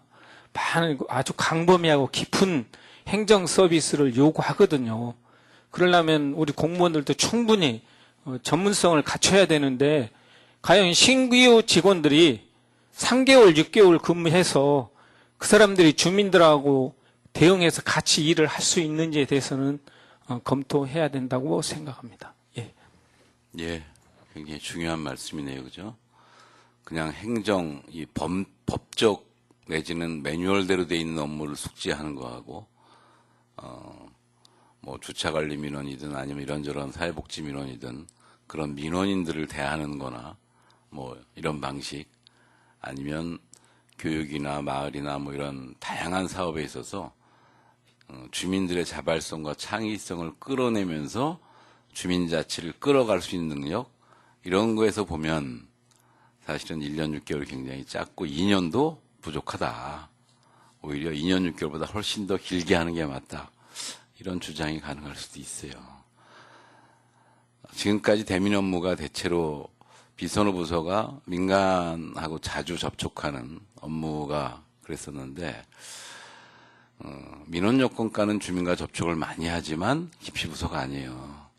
근데 민간을 접촉하는 부서에서 그동안 가장 힘들었던 건 사회복지과나 주로 민원이 이 요구 민원이 많은 거, 이게 사실은 그동안 상당히 큰 직원들의 경무로 느껴지는 그런 부서였는데, 한 3, 4년 전부터 경무부서로 올라온 걸 다 보시면 아시겠지만 이게 주민들의 무슨 뭐 격렬한 요구나 뭐 이런 것들 때문에 그런 게 아니라 주민들의 자발성과 창의성과 주체성을 끌어내가기 위한 그런 작업을 해야 되는 그런 부서가 훨씬 더 경무부서가 돼가고 있어요. 마을자치과가 대표적이고 뭐 교육지원과 뭐 좀 있으면 지역혁신과도 그런 범주에 바로 들어가게 되지 않을까 싶어요. 그 얘기는 이 우리나라 행정의 변화라고 하는 것이 쭉 진행되고 있는데 아직도 공무원을 연수하는 과정이나 또는 신입 공무원을 뽑는 과정이나 또는 신입 공무원이 부서에 배치돼서 훈련받는 과정이 새로운 행정 패러다임을 전혀 수용하지 않고 가고 있다. 그러다 보니까 단순 반복 업무에 익숙해지면 마치 업무 전체를 배운 것 같은 그런 생각들을 하게 된다는 거예요. 저는 새로운 흐름들을 어떻게 인사에 반영할 것인지에 대해서 고민하시는 게 필요합니다. 그래서 7, 8, 9급의 의견은 의견대로 봤지만 이런 행정이 변화되는 내용들을 체감하고 알 수 있는 건 팀장님들과 과장님들입니다. 왜냐하면 지금 5년, 7, 8년 된 직원들은 옛날에 어떻게 일을 했는지 전혀 모르는 거예요. 이게 변화했다라고 하는 걸 아는 건 결국은 팀장님들, 과장님들이에요. 그리고 거기에 맞게 어떻게 새로운 역량들을 공무원들이 갖춰야 되는지에 대해서 고민해야 되는 것도 팀장님들과 과장님들입니다. 그런 면에서 전보 기준에 대해서는 이게 저희가 한다고 해서 바로 올해부터 시행하는 건 아니죠? 올해부터 바로 하반기부터 시행하나요? 전보 기준은? 확정되면? 7월부터요? 참고하려고 그러는데. 예. 그럼 시간이 많지 않죠. 언제까지 이거를 확정해야 되나요? 인사는 6월에 하는 거니까요. 앞으로 부서장 그 전에 의견 듣고요. 절차상 네. 이게 확정이 돼야 인사팀이 작업을 할 수 있는 건 4월 말까지 해야 되나요? 그렇지 않습니다. 5월 말까지. 5월 말까지만 하면 되나요? 그래서 전보 기준과 관련해서 과장님들이나 팀장님들이 직원들과 더 많이 해보고 정말 우리 7, 8, 9급 직원들이 업무를 숙지했는지 판단하시는 것도 과장님들 몫입니다. 일을 제대로 배워서 잘하고 있나. 한두 가지 일을 시킨 거를 잘하는 그거를 다 잘했다고 얘기할 수 있는 건 아니기 때문에 업무 숙지가 제대로 되어 있는지 법령과 제도와 이런 것들에 대해서 숙지하고 있는지 이런 거를 판단하시는 것도 과장님들의 몫이에요. 이 부분은 따로 한번 저희가 전체 회의를 통해서 비공개 열린 회의를 통해서라도 심도 있게 논의하는 것이 앞으로 필요하다 이렇게 생각합니다. 한번 그런 기회를 한번 기흥예산 과장님께서 잡아주시고 행정지원과가 관련해서 또 조금 더 고민하고 연구하는 건 필요한 것 같습니다. 네, 알겠습니다. 1인 가구 정책 쭉 들으셨는데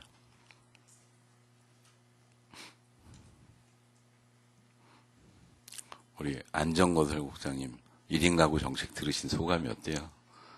내 자식 생각이 나나요? 다? 상당히 심각한데 그거에 대한 대비는 좀 부족하고 그리고 이제 정부 차원에서 할 일과 이제 자치단체에서 할 일이 있는데 심각하다는 건 어느 정도는 인식을 하고 있는데 그걸 대응할 만한 수단이 방법이 구체적이지 않기 때문에 그거에 대한 좀 더 관심을 갖고 체계적인 준비가 이제 필요한 것 같습니다. 예, 이렇게 원론적이고 그냥 아무 대책 없는 거 말씀하시지 마시고 구체적으로 가장 크게 느낀 게 뭐냐? 금천구는 이게 참 문제네. 느낀 거 한번 얘기해 보세요. 예, 1인 가구의 그 주거 형태를 보니까 다른 데는 그래도 아파트에 1인 가구에 있는 비율이 높은데 금천구는 단독주택에 많이 있다는 것은 그만큼 소득 수준이 낮으니까 단독주택의 일부 전세나 이런 그 주거 환경이 안 좋은 상태에서 거주하는 분이 많다는 부분을 좀 느낄 수 있었고, 그리고 또 1인 가구 중에 금천구는 여성 비율이 좀 다른 데보다 상대적으로 낮은 거는 그 안전이나 이런 면에서 좀 더 여건이 좋은데, 소득이 많은 1인 가구는 그런 인프라나 좋은 곳에 거주하는데 금천구는 상대적으로 그런 면에서 약하고, 또 상대적으로 이쪽은 주택 가격이 싸니까 그런 분들이 더 많이 1인가가 적은 부분은 오히려 반대로 말씀드렸네요. 예. 우리 홍보 마케팅 과장님. 그냥 간단하게 느낌하고 대책만 얘기해 보세요. 길게 제가 설명하지 느낀 거는 말고. 일단 예. 금천구가 1인 가구 그 비율이 급속화되고 있다는 느낌을 좀 받았고요. 그리고 그 중에서도 여성에 대한 비율이 높아서 저희 구 나름대로 여성에 대한 좀 그런 정책이 필요하지 않을까. 근데 그 이유는 일단 여성이 행복해야 뭐 아이들도 행복하고 그런 거와 매칭이 되기 때문에 여성이 좀 행복하고 안전한 그런 정책이 좀 구체화될 필요가 있다. 여성 비율이 낮은데 우리가 높은가? 저희가 아까 여성 비율이 높아야 낮아요, 우리가? 타구에 비해서 낮아요. 제가 반대로 봤네요. 우리 구가. 1인 가구. 죄송합니다. 저는 아까 20, 30대 여성 비율이 가장 높다고 저는 이렇게 이해를 했기 때문에 그래서 여성이 좀 행복한 정책이 그래서 좀 이게 필요하다. 똑같은 자료를 보고 죄송합니다. 똑같은 발표를 들어도 다 다르게 들어요, 그죠? 죄송합니다. 예. 아니 뭐 죄송할 건 아니고. 예. 우리 도시계획과장님. 예, 아까 발표 중에서도 이제 이제 단독주택지에 1인 가구가 많이 사는 것에 대한 그 내용이 좀 특이했습니다. 근데 다만 지금 1인 가구 사는 1인 가구가 이제 비율이 많아지는 것 자체를 과연 문제로만 볼 것인가 아니면 사회적인 시스템인가, 뭐 이거는 조금 달리 생각을 해야 되지 않을까 싶습니다. 이제 뭐 예를 들면 저도 이제 뭐 젊은 편이긴 하지만 정서적으로 부모가 같이 살아야지 하는 생각을 갖지만 저희 가족 중에서도 미혼이지만 그러니까 뭐 예를 들면 장모님과 처형과 따로 살거든요. 왜 따로 사는 것이 편하다고 느끼기 때문에 그런 거라고 저는 느끼고 있습니다. 그러다 보니까 그렇게 사는 분들이 아까 이제 조사된 것처럼 이제 불편한 건 뭔가 응급 상황, 비상 상황이 생겼을 때 바로바로 연락해가지고 뭔가 중간에서 연락할 수 없는 그런 것들은 되게 심각한 상황이 될 수 있을 것 같고요. 다만 이런 1인 가구가 단독주택지에 많고 여성 비율이 단독주택지에 많다 하는 그 인과관계는 상당 부분 이제 뭐 당연한 면이 많다. 어쨌건 주거비에 대한 부담이 적고 그 다음에 주거 상황이 설명이 길어지고 있어요. 어쨌든 예. 짧게. 그래서 어쨌건 한 가지 좀 알아보고 싶은 분은 남자의 젊은 층의 1인 가구가 단독주택지에 많이 있는 것이 현상이지 과연 그것이 앞으로 끌고 갈 정책 방향인가, 그 부분은 좀 더 따져봐야 될 것 같습니다. 이제 뭐 지금 역세권 청년주택 뭐 이런 것들처럼 결국은 양호한 저렴한 주거 시설들이 보급이 된다면 상당 부분 이런 현상은 바뀔 것 같습니다. 예. 복지정책 과장님. 제가 그중 젊은 과장들만 시키고 있습니다. 지금. 저는 두 가지를 봤는데요. 지금 저희가 복지 정책의 주요 대상인 65세 이상의 비율이 어쨌든 2위로 저희가 자치구 순위가 높아서 이 부분은 지속적으로 강화를 해나가야 될 것 같고요.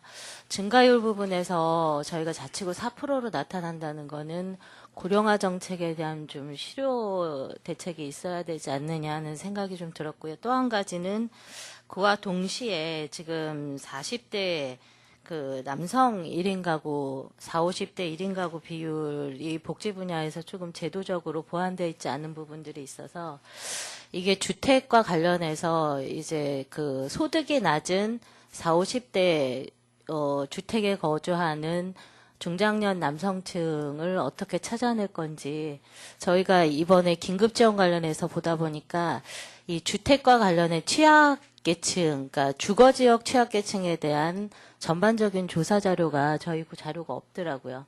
그래서 이 부분에서 동장님들과 같이 한 번은 전수조사를 해야 되지 않을까 하는 생각을 좀 가지고 있습니다. 네. 근데 우리 방송 화면은 이렇게 계속 구청장만 비추고 있어야 되는 거야? 직원들도 지루해요. 좀 딴 데 좀 돌려서 우리 발표하시는 분 얼굴 좀 보여주세요. 지금 20분 넘게 지금 구청장 얼굴만 보고 있으니까 정말 지루합니다. 혹시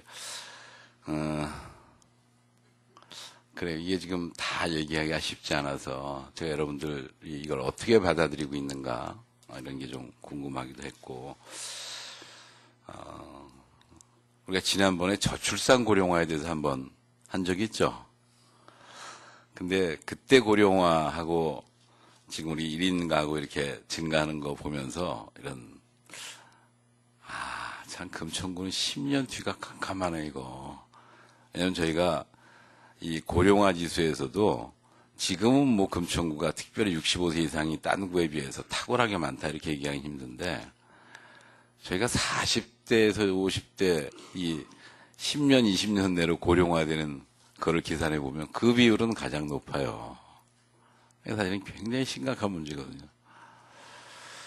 근데 그런 연령층이 점점 많아지고 이게 여성이 줄어들고 있고 특히 20, 30대 1인 가구가 줄어든다라고 하는 게 도대체 어떤 결과로 나타날까 금천구에 그냥 뭐 그런 현상이야 그냥 이게 실제로 어떤 결과로 나타나게 될지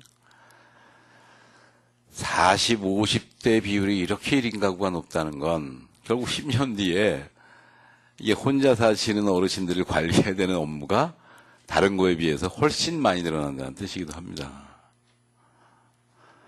아니면 이게 1인 가구, 특히 여성 1인 가구, 특히 20, 30대 1인 가구가 이렇게 비율이 낮다는 거는 금천구가 이게 소비시장으로서의 매력이 전혀 없고 여성들이 안심하고 살기도 힘들고 이런 여러 가지 불리한 여건이 이미 지표에 다 반영이 된 거예요.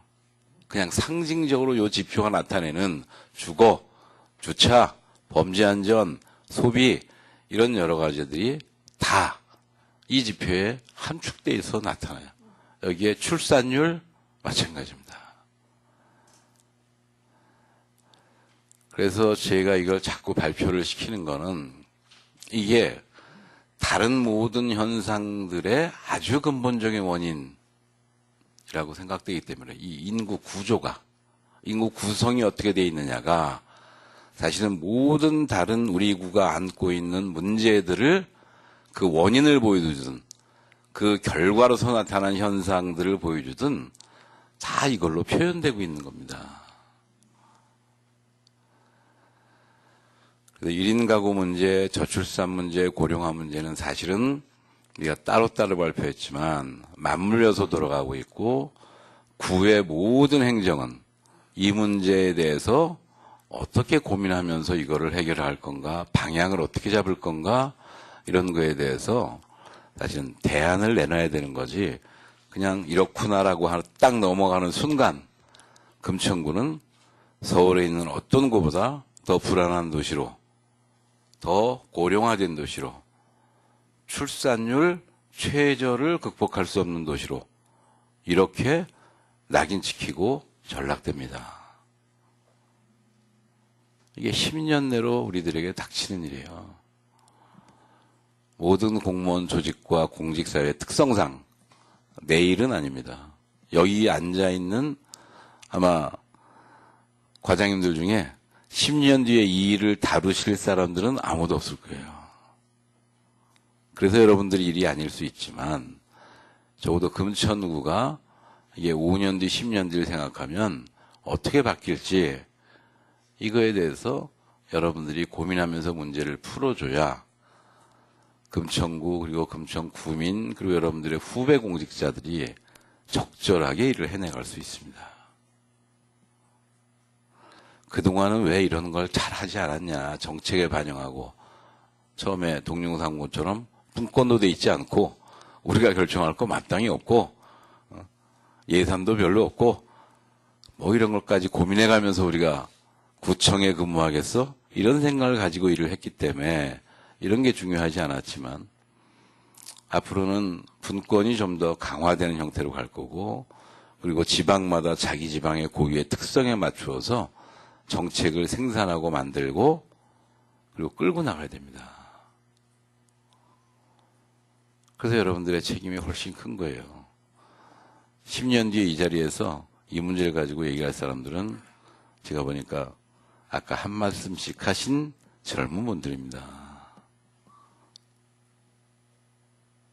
남의 일이 아니라 곧 여러분들의 일 그렇게 되죠.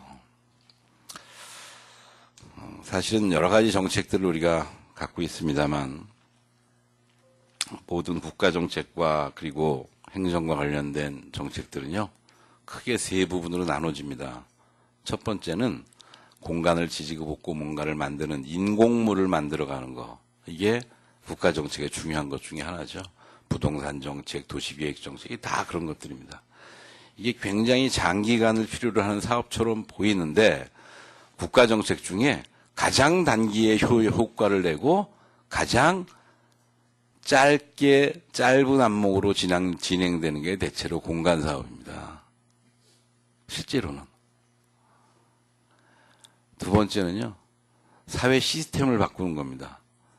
사회 시스템을 바꾸고 여기에는 뭐 복지냐, 교육이나 경제나 이런 여러 가지가 맞물려 있는데 이런 사회 시스템을 바꾸고 사회를 새롭게 디자인하는 작업은 초기에는 공간을 바꾸는 사업에 비하면 굉장히 간단하고 직접적인 효과가 나타나는 것처럼 보이지만 이게 사람들의 삶까지 바꾸고 자기들의 가치관까지 바꾸면서 실제로 정착되는 데는요. 신도시 만드는 거에 2배, 3배의 시간이 걸리는 겁니다. 생각을 바꾸는 거기 때문에. 이게 굉장히 시간이 걸리는 사업이에요. 소셜 시스템을 바꾸는 사회를 새롭게 디자인하는 거 굉장히 시간이 오래 걸립니다. 근데 이거보다 더 시간이 오래 걸리는 건 뭐냐 하면 우리가 자연을 파괴하고 자연을 복구시키는 이런 게 참 힘든 일이에요. 그거는 사회 시스템보다 훨씬 시간이 오래 걸려요. 기후온난화가 한 200~300년 걸려서 진행되면 그거를 회복하고 만회하는데도 그만큼의 시간이 걸립니다. 그래서 자연을 손상시키고 그거를 재구성하는 데는 훨씬 시간이 근원적으로 오래 걸린다. 근데 인구 문제가 사실은 소셜 시스템의 문제이기도 하지만 공간 구성의 문제이기도 하지만 자연의 문제이기도 합니다. 인구 문제는. 인구는 인간이 자연적 존재로서 살아가면서 생기는 가장 근원적인 문제예요.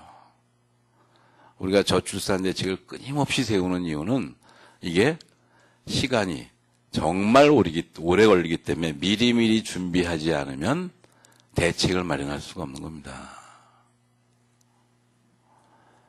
그 자연과 사회 시스템과 이 공간이 모두 결집돼서 나타나는 게 인구고 그것이 원인이고 그것이 결과가 되는 거예요.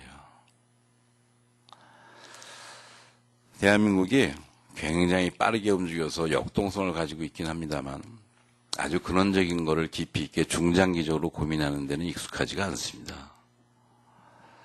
그래서 인구 문제라고 하는 게 이게 그동안 별로 다뤄져 본 적이 없어서 대한민국의 인구 문제 전문가가 거의 없다고 생각하시면 됩니다. 1960년대까지는 인구학자들도 많았고 인구를 외국 가서 공부하고 오는 사람도 많았고 교수들도 많았습니다. 서울대가 1970년 이후로 2010년도 될 때까지 한 2010년도까지는 좀 봐야지만 한 2004, 5년 될 때까지 30년 이상을요. 인구를 다루는 사람을 교수로 뽑은 적이 없습니다. 왜냐하면 그게 직접적인 문제로 드러나질 않아서 이거를 전문가를 저희가 그동안 키우지도 않았고 아무 관계없이 그냥 끌고 온 거예요. 그래서 32살에 외국 유학 갔다 오자마자 바로 서울대 사회학과 교수가 됐어요. 인구를 전공했기 때문에. 아무도 안 했으니까. 전문가가 없어서. 이게 사실은 제가 인구 문제를 여러분들이 뭘 이런 걸 맨날 보냐 하지만 경향적인 지표와 트렌드로 우리의 삶의 흐름들을 그리고 우리가 갖고 있는 온갖 현안들을 해결하는 방향을 가르쳐주는 게 바로 인구 문제입니다. 제가 한번 고령화 사회 이야기하고 저출산 사회에서 얘기했지만 일본은 이미 20년 전부터 누가 행복한 세상이 가장 행복한 세상이냐, 누가 행복한 지자체가 세상이 그런 지자체가 망하지 않고 버틸 수 있냐, 누구겠습니까? 노인이겠습니까? 아동이겠습니까? 어디겠어요? 20, 30대 여성입니다. 그 사람들 숫자가 늘어나는 게 지자체가 앞으로 30년 내에 망하냐 망하지 않냐를 결정하는 기준에 가깝습니다. 물론 꼭 1인 가구만 지칭하는 건 아니에요. 그렇지만 20, 30대 여성이 줄어든다는 얘기는 출산율도 줄어들고 마찬가지로 인구가 감소한다는 얘기고요. 소비도 20, 30대 여성이 전체 소비 트렌드를 끌어간다고 보시면 됩니다. 대한민국의 소비는 20, 30대 여성이 주로 끌고 가고 있어요. 왜 많은 텔레비전 프로가 웃으면 보기와야해서 무한도전이나 런닝맨식으로 젊고 어린 사람들을 타켓으로 갈 수밖에 없냐? 광고가 거기 붙기 때문에 그러죠. 웃으면 보기와야에는 광고가 붙지 않는 겁니다. 이미 시장은 다 그렇게 움직였어요. 행정은 가장 느린 속도로 이거를 지금 쫓아가기도 쩔쩔매고 있습니다. 그래서 우리가 자꾸 인구 문제를 반복해서 얘기하고 그리고 이 문제의 중요성을 자꾸 환기시키는 겁니다.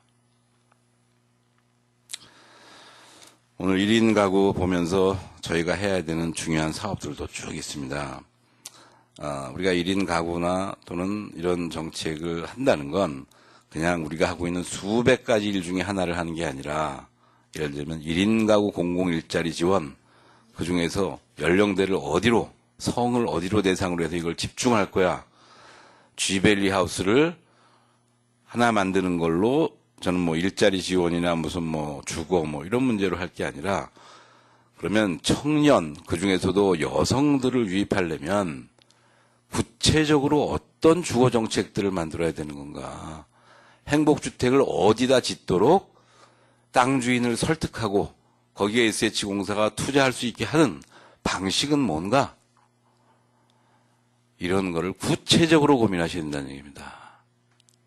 그냥 여러 가지 사업 중에 하나가 아니라 그게 우리 금천의 10년 뒤, 20년 뒤를 결정하는 사업이야. 이런 각오를 갖고 끌고 가시지 않으면 이 문제가 해결되지 않습니다. 여러분들과 똑같이 저도 20년 뒤에 여기서 구청장 하고 있지 않습니다. 그렇지만 이 문제의 방향을 잡고 중요성들을 끊임없이 환기시키면서 여러분들의 후배들에게 이 문제의 심각성과 대책을 고민하는 그런 금천구청을 만들지 못하면 이 흐름대로만 가면 저는 10년 뒤에 정말 살기 힘든 구가 될 거다.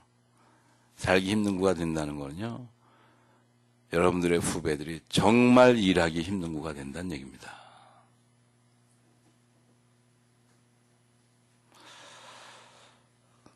그런 거를 각별히 고민하셔서 그냥 이렇게 한번 끝내고 가는 게 아니라 아까 얘기한 우리 직원들의 전문성을 어떻게 강화할 건가? 직원들의 업무 역량이라고 하는 건 어디까지를 뜻하는 건가? 이런 것들을 다 같이 고민하시면서 한번 이 문제를 풀어갔으면 좋겠습니다. 지금 1인 가구의 외국인 비율은 안 나와 있는 거죠. 어떤가요? 외국인 1인 가구는 어떻게 되나요? 네, 외국인은 아직 여기 나와 있지 않은 거죠. 네, 통계 나와 안 있습니다. 잡힌 거죠. 네. 여기 이제 외국인 1인 가구 비율을 넣으면 어떻게 되겠습니까? 끔찍하게 많아지는 것이죠. 그죠? 가산동, 독산일동, 외국인 1인 가구 딱 집어넣으면 지금 외국인이 가산동에 몇 명 살죠? 가산동장님? 외국인이 몇 명 사나요? 네, 가산동 인구의 한 30% 되고 있습니다. 그러니까 몇 명인가요? 14,000명 정도 됩니다. 그죠? 하여튼 뭐 15,000명이라 칩시다. 예. 불법 체류자까지. 근데 15,000명 중에 혼자 사는 외국인은 얼마나 돼요? 어떻게 얼마나 될 것 같아요? 외국인 중에서는 저희 국내 내국인보다는 그게 적을 거로 생각하고 있습니다. 그런가요? 예. 그게 맞나요? 그런 가족을 구성하고 있는 외국인이 더 많은가요? 제 생각은 그럴 것 같습니다. 네, 가산 동장님 생각은 저렇습니다. 우리 외국인이 두 번째로 많은 독산 삼동장님 어떠세요? 예, 우리 동에는 한 7,800명 사는데 네. 1인 가구가 더 많다고 판단되고 있습니다. 1인 가구, 2인 가구. 1인, 2인 가구가 많습니다. 1, 2인 가구가 더 많다. 예. 이게 조사해보지 않으면 모르는 거네요. 그죠? 예. 그렇습니다. 우리가 외국인까지 여기다 덜렁 포함하면 혼자 사는 사람들이 또는 1, 2인 가구가 훨씬 많아지겠죠. 그죠? 근데 그거는 여기에 지금 행정적인 대책에 반영돼 있지 않은 겁니다. 아까 우리가 시주민 참여 예산 얘기했어요. 그죠? 시민 참여 예산 사업인가요? 네? 광역권 이런 거 할 때 1인 가구 문제, 외국인 문제 이런 거를 이게 중장기적이지만 지금 하지 않으면 안 되는 이런 사업을 여러분들이 어떻게 제안하고 어떻게 서울시를 설득해서 이 사업을 끌고 갈지 이런 걸 여러분들이 고민해서 제안하셔야 되는 겁니다.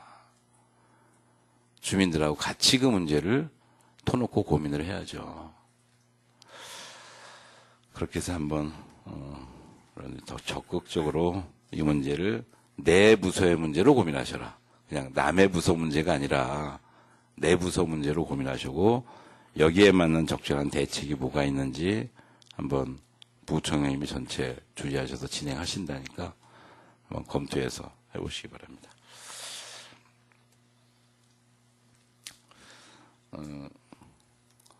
대통령 선거일이 확정돼서 5월 9일 날 치러지게 됐습니다.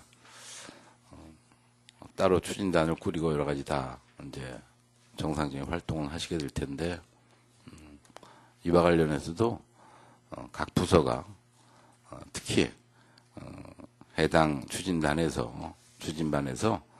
업무 협조를 요청하면 이거를 적극적으로 같이 풀어가 주셨으면 좋겠습니다.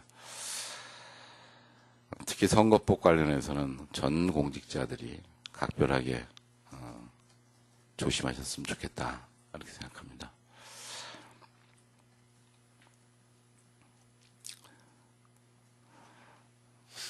두 번째는 선거 시기에도 있고 뭐 탄핵도 맞물렸고 뭐 세월호도 인양되고 여러 가지 이런 새로운 일들이 또는 우리가 과거에 경험하지 못했던 그런 일들이 사실은 쭉 생기고 있는 겁니다. 이게 정상적인 운영 방식으로는 잘 안 생기는. 영어로는 뭐 컨티전시라고 그렇게 표현을 한다고 하는데 어쨌든 정상적이지 않은 돌발 변수로서의 상황이라는 게 지금 계속 생기고 있습니다.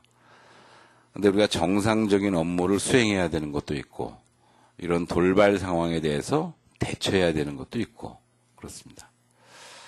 이 두 가지 상황을 다 이해하고 같이 풀어갈 수 있는 건 역시 과장님들, 팀장님들입니다.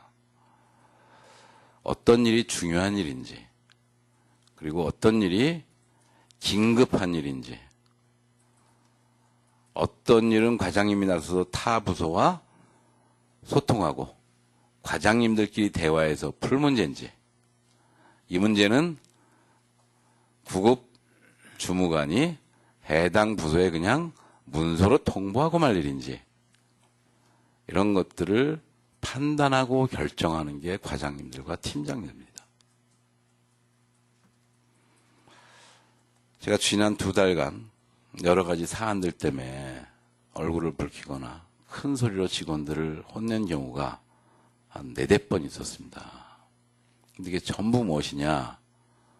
대체로 해당 과장님들이 업무 협치를 해야 되는, 또는 업무 협조를 해야 되는 해당 협력 부서 과장님과 아무런 소통을 하지 않고 그런 일을 구급 주무관들한테 달랑 맡겨놓거나, 직접 만나서 해결해야 될 일을 구급 주무관이 그냥 문서로 하나 딸랑 보내놓고 자기들은 협조했다고 주장하거나, 이런 것들입니다.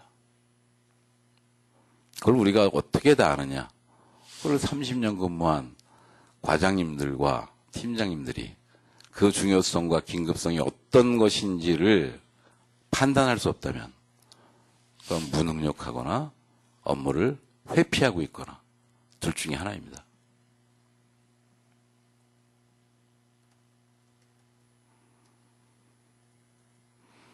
부부장님께서도 지난달에 특별히 강조하셨고, 그리고 감사담당관실에서도 강조하고 있고, 공직기강에 대해서 각별하게 다시 한번 강조하고 관심 갖고 일해 주실 것을 당부드립니다. 공직기강은 대체로 아무것도 안 하고 걸리지만 않으면 돼. 대체로 그렇게 생각합니다. 그래도 공직기강 첫 번째 하면 회식금지, 시간의 근무 철저, 뻔한 것들 나옵니다. 여러분들이 수십 년 동안 들었기 때문에 그냥 을의 이때가 되면 몸을 낮추는 거야. 낙지부동하고 있으면 돼. 복지부동도 요새는 잘 걸리니까 바싹 바닥에 흡혈판을 대고 그냥 움직이지 않고 버티면 돼. 이렇게 생각합니다. 이게 판에 박은 겁니다, 사실은. 저는 그렇지 않다. 단순히 가만히 있는 게 이게 공직기강을 잡는 것이 아니다. 공직기강은 해야 될 일을 제대로 하는 것이다. 해야 될 일을 직급에 따라서, 특히 과장님들과 팀장님들이 자기 직에 맞게 적절하게 판단하고 행동하는 것이다. 그거를 하지 않는 것이 공직기강을 해치는 것이다. 이렇게 생각합니다. 그게 협치와 민주주의가, 그리고 지방분권이 강화되는 세상에서 공직기강입니다.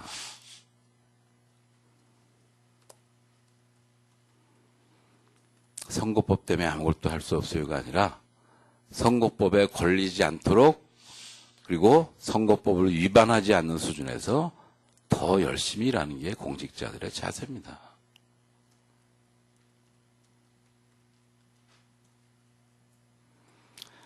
다시 한번 공직기강에 대해서 각별히 당부드립니다. 특히 과장님들과 팀장님들이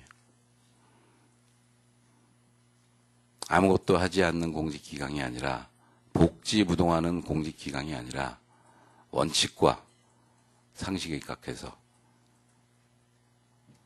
열심히 일하는 것이 공직기강이다. 다시 한번 강조드립니다. 그렇게 해서 여러분들이 새로운 시대에 맞는 그런 공직기강, 그리고 거기에 맞는 공직사회 문화 만들어가야 되는 책임이 있는 것입니다. 특히 과장님들, 다시 한번 당부드리고, 그리고 엄중하게 지시합니다.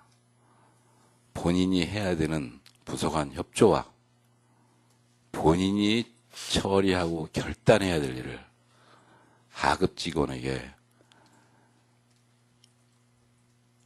떠밀어 놓고 몰랐다라고 하는 것에 대해서 엄중하게 책임을 물을 것입니다.